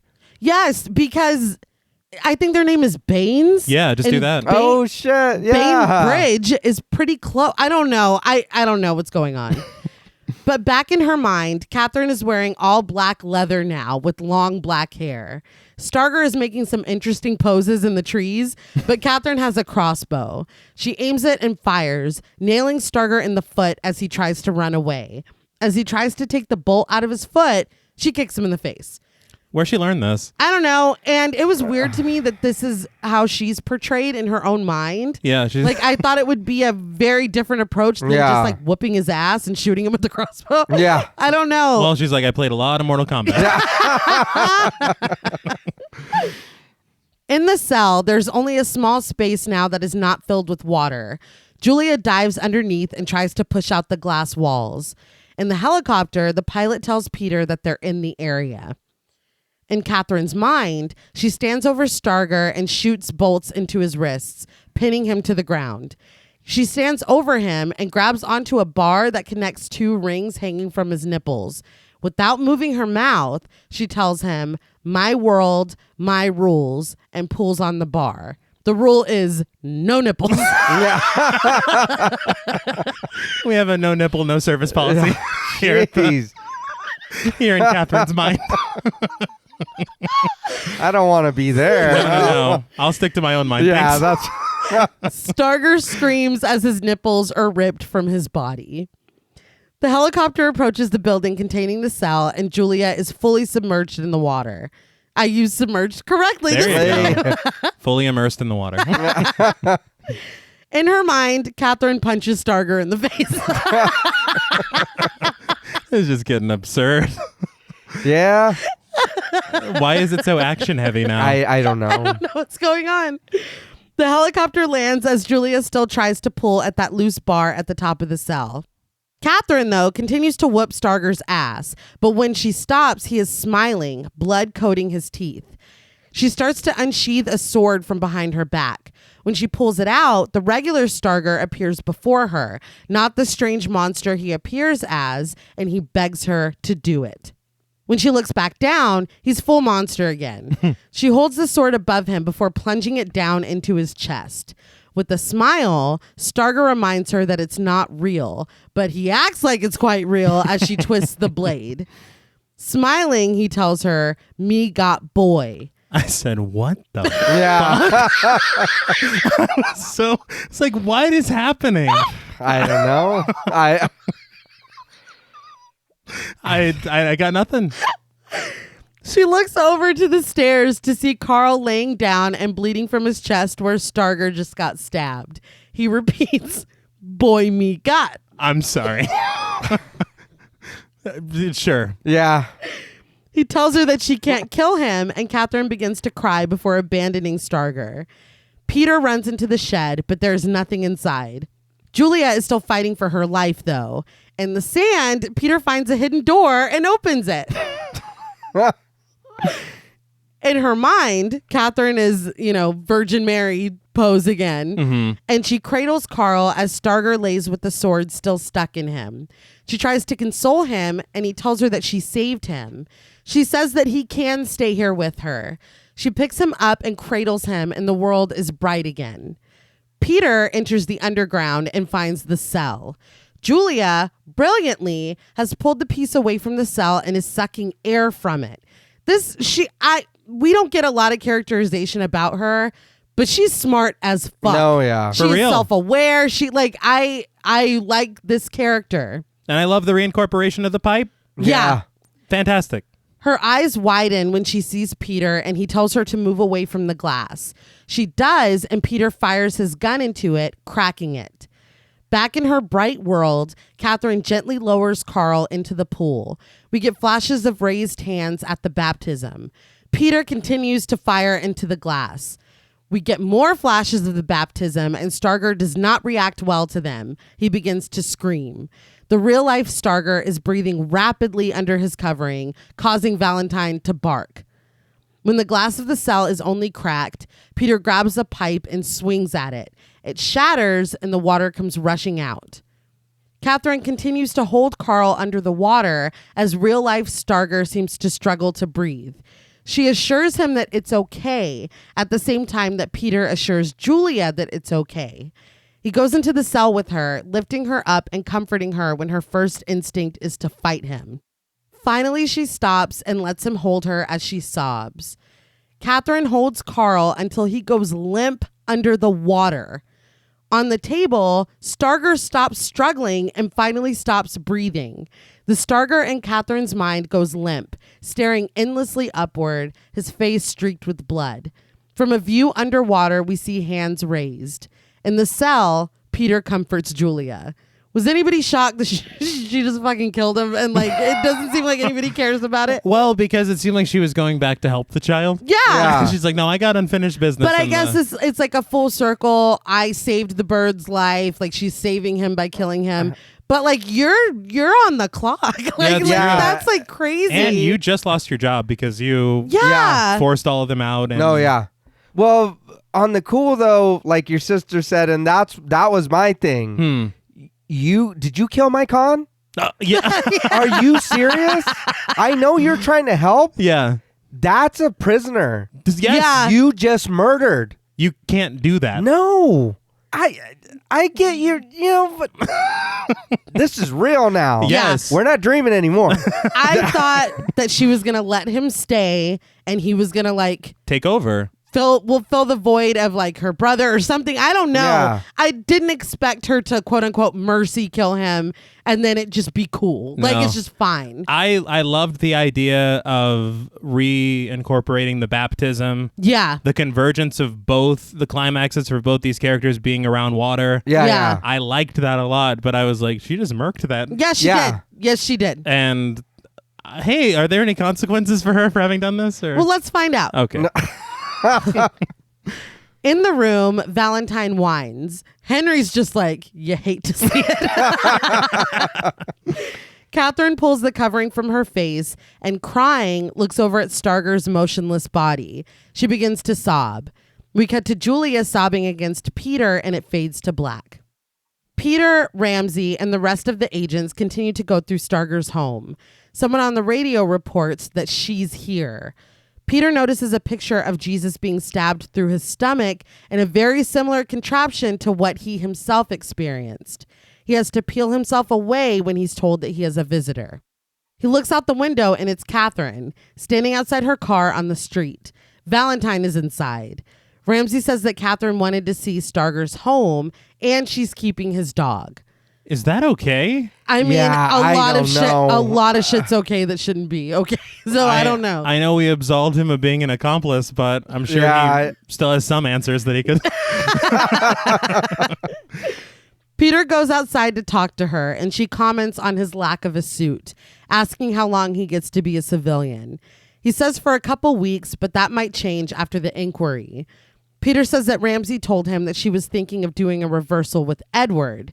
She confirms this, doubling down when he asks if she's sure. He asks if she's worried about what might happen, and she says she'd never do anything to hurt Edward. But Peter says that Edward isn't who he was worried about. She's like, oh no, I'm not going to kill him. It's a one-time thing.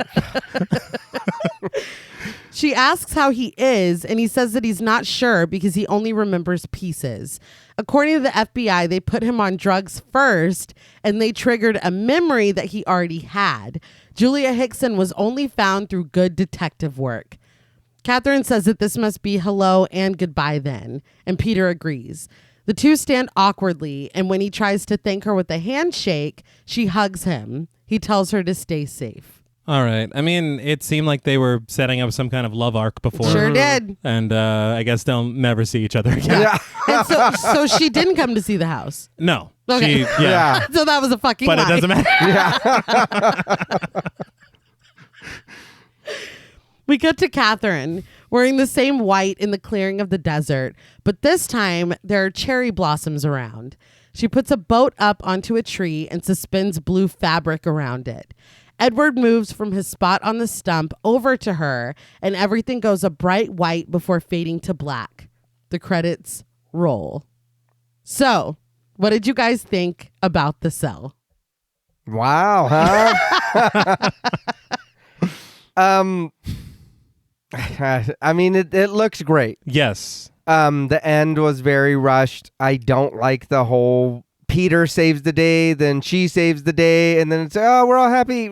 What? Like that wasn't even an end fight. Like there was no fight.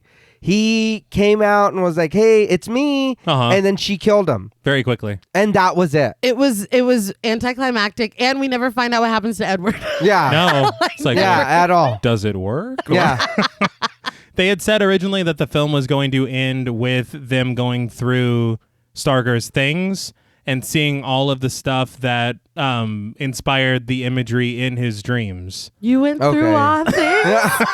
And Starger's ghost floating about the proceedings. But I guess test audiences are like, wasn't she helping a kid at the beginning? yeah. And so they had filmed that stuff already, and they added more detail to it to give it a concrete ending. Okay. Which is still, it's not a concrete It's ending. not Yeah. a concrete ending But at it is. all. It's more than just never talking about Edward again. Yeah. I don't know, man. I mean, it is beautiful, Yeah. but I feel like the story hurts it a lot, and it hurt it a lot for me. And it looks really pretty, but I also kind of want to talk to it. I can't just say I don't want to just look at you. It is one of those style over, and it shows a lot. Yeah. And that sucks because the cast is great. Yeah. But yeah, it didn't work for me. I was a little disappointed because it is such a style over substance thing. Yeah. And honestly, I mean, the substance that they have with the police procedural is kind of paint by numbers. Yeah. Very much. Everything around the imagery is great. Mm-hmm. And you see like all the hard work that's put into it, and you're like, God damn, this is good. Yeah. And then they get back to the thing, and he's like, oh, I saw a symbol I saw once, so I know exactly where the body is. Like, Yeah. how does that, like... How did you do that? I don't know. And wouldn't you think that they would already have probably went that route from the beginning? One would think. Where did you get a contraption like this? Let's look into that.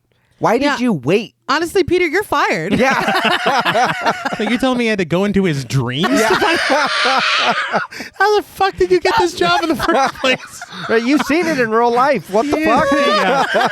We're promoting Ramsey to head chef. That's- You're fucking fired. right, take your jacket off. Yes, Give me a yeah. cup. Damn. But I mean, I don't know. It's a mixed bag because the real question is how much do the visuals make up for the screenplay? Right. And misused cast of really Yes. good actors. Yeah. I don't know. It's very much a mixed bag. Yeah. I think we're all in agreement here. Beautiful. Yeah. Very interesting things that were kind of brought full circle if you really dig to understand them. But that story, it's really difficult because and I feel like again, last week we were really wrestling with a lot of good stuff and it's the blender thing. Yeah. Can we not no more blenders for a while? Straightforward from here on out. Please. But no, it's difficult because there is a lot to love. But if you want anything over some really impressive visuals, if you're here for a story, you're just not going to get that. You're not going to be satisfied. It's not a complete story. All of this started with Edward. Yeah. What happened to him? The What's evil going thing? to happen Yeah. to him? Yeah. Yeah. We never go back to that. I would really love to read what was written first. Yeah. Yeah. I don't know if that's a thing that could be possible, but I had a lot of fun because Talking- already yeah. I was Yeah. like, this makes no fucking sense. But talking about it, it's like, wow, it really makes no fucking sense. But we can kind of go into ratings. I feel like, I mean, what else is there to say? Yeah. I cannot say that I hated this or that it was horrible. It is so interesting. The bare bones of an interesting story is there. Uh-huh. There just wasn't enough effort given to flesh it out. The performances are good. I mean, Jennifer Lopez isn't amazing, but she's fine. She does fine in the role. Yeah. Vincent D'Onofrio is great. Vince Vaughn is there. Yeah. I'm just kidding. I do agree with you that he was miscast. Yeah. And we got Gordon Ramsay in the mix. You know what I mean? Uh-huh. It's just, for every good thing I can say, though, there is something that I'm like, but Mm-hmm. I really would have loved blank, or I would love if they clarified this or that. Or, I mean, it's the story. The story's a mess. Yeah. It's a mess. But I can't say that it's bad.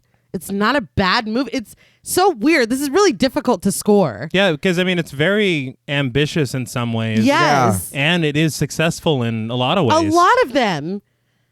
This is really hard, so I'm just going to go with what I sat down with today. Okay. You take the good, you take the bad. On a scale from 1 to 10, malicious mental mazes, I am going to, after wrestling with myself, give The Cell 6 out of 10 malicious mental mazes. This movie is beautiful, and it's also kind of a fucking mess. But I will now open up the floor. I shouldn't take too long. I've kind of already said.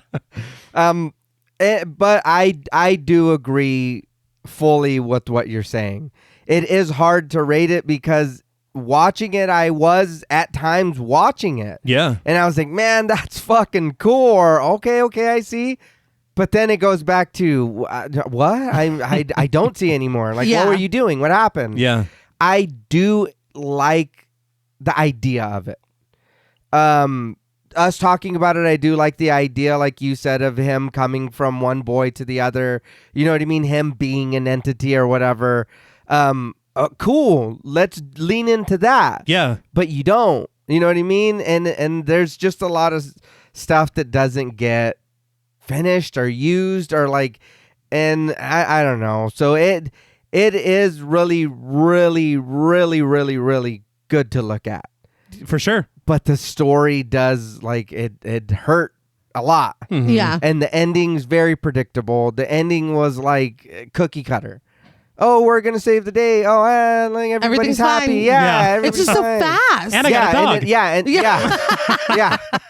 So it's like, what? You know what I mean? There's not a twist. There's not a, I don't know. It's just there. Yeah. So for me, on a scale of 1 to 10 malicious mental mazes, I'm going to give The Cell a 5.5. I would have given it a 6, but the more we talked about it, like, I stayed like, no, that doesn't make sense. You were Yeah. going No, to say, that but doesn't make Jennifer sense. Lopez. No, well, that too. But I mean, but it is really good to look at and beautiful. Like, the shit that goes on in there is like, man, I want more of that. Yeah. But I want a story to Yeah. go with that. I don't just want to look at only that. No, I totally agree. I think my thing about it is exactly that. It is interesting concepts, but dealt with in a very surface way. Yeah. And I feel like a lot of the stuff that comes in with the police procedural is very kind of cliche. Mm-hmm. I just would love if they had spent more time or the same amount of effort Yeah. that goes into the visuals goes into the story. Yeah. The positives, man, production design, Yeah. cinematography, Oh, yeah. the score, Yep. the cast. Yep. Yeah.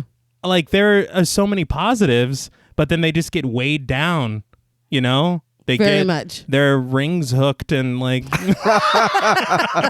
or whatever the fuck. I don't know. But one thing I can say, and we talked about this off mic, Reneé had said, if this is something that you saw at a certain age, Yeah. these visuals will dazzle you. They will stay with you your whole life Yeah. as an incredibly nostalgic memory, Definitely. and could absolutely see revisiting it. Oh, no, yeah. But seeing it for the first time at this age, I was like, I don't know, I was just kind of let down. Yeah. But for me, on a scale from 1 to 10 malicious mental mazes, I will be joining JP in giving The Cell 5.5 malicious mental mazes out of 10.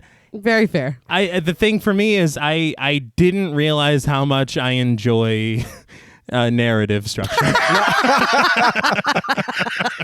But that's the thing. If there was just a little more, Yes. just a little more. And there are little tweaks that you could literally, it wouldn't, like, oh yeah, we could do that. Like, it's not, Yeah. it's not going to cost you another like 40 million. No, of course not. Put a newspaper somewhere. Well, that's all from us at Pod Mortem. What would you rate The Cell and which we watch next? Let us know on Twitter at the Pod Mortem. Be sure to follow us on Instagram and like us on Facebook. Be sure to follow each of us on Twitter at Blood and Smoke, at RealStreeter84, and at TravisMWH. Please consider pledging to our Patreon and stay tuned until after the music for a special shout out to our Wendigo Getter patrons. And remember, it is easy to feel trapped in this world. It's important to remember that sometimes our limitations are only in our own mind. Until next time.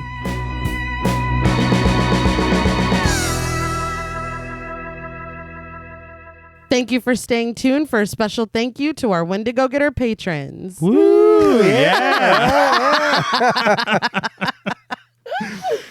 A special thank you to Chris Ontiveros, Kristen Lofton, Megan Martinez, Kimberly Bass, Sophie Hodson, Anthony Jerome M., Jordan Nash, Kent Morton, Guy 54, Lala Thomas, Travis Anissa Hunter, Miguel Myers ATX, Jennifer Perez, Allison O'Neill, Carissa, TJ and Angie Bronson, Gabrielle Trevino, Spooky Mom, Andy Teague, Applin Ontiveros, Karima Rhodes, Antonio Huerta, Kimberly Kleindienst, Will Brown, Sydney Smith, Osvaldo Soto, Bobby Holmes, Donna Eason, JD Rizak, Molly Gerhart, Armand Spasto, Aaron Aguirre, Eggy, William Barry, Brittany Ramatar, Charity Oxner, Amanda Six, Mandy Rainwater, Eden, Jordan Roberts, Dylan, Melissa Sierra, Holly Bryan, Jordan Blevins, Liz Heath, Spencer Montalvo, Pancake the Panda, John Ramos, Michael Newting, Alexis Roberts, Dan Laveau, Itzy M, Gary Horton, Leisha Olivier, Kate Lamp, Carlos and Sydney, Jessica Hunter, Helena Rudder, Alan Johnston, Mariah, Livy Fun, Mandy M, Scott Troutman, Towton Watson, Mozzie Bear, Brittany G, Dave Burke, Adrian Stakes, Craig Kowalski, Beth, Nick Spill, Emma Hagel Kissinger, Valerie G, Emiliana, Brian Glass, CB, Maya Noches, Taylor Santana, Will Lewison, Angelique, Smelly Poo Poo Head, Beth Bauer, Ben Coons, Cookie, Esperanza J, Jason Kyle OKC, Joshua Rumley, Danielle Peralta, Hannah R, Brandon, Nicholas Carter, Sawyer Reese Farr, Dr. Diva Loves Horror, Girl That's Scary, M. Fryback, Cassandra, Andrea Simmons, Ashley Higuera, William Rush, Katarina, Ryan Brom, Maya Noches, Laura Lassiter, Natalie de Guzman, Eileen O, Wesley Wyatt, Morgan Phrenomorph, Marissa E, Sydney, Henry F, Carlos J. Mota, and Megan M. Hey, you got quite some new a friends. list, yeah. We just want you to know that we appreciate you all. Please keep that in mind. all right. Like the film. The whole Yeah. fucking thing, yeah. The good part. The good part. Until next time.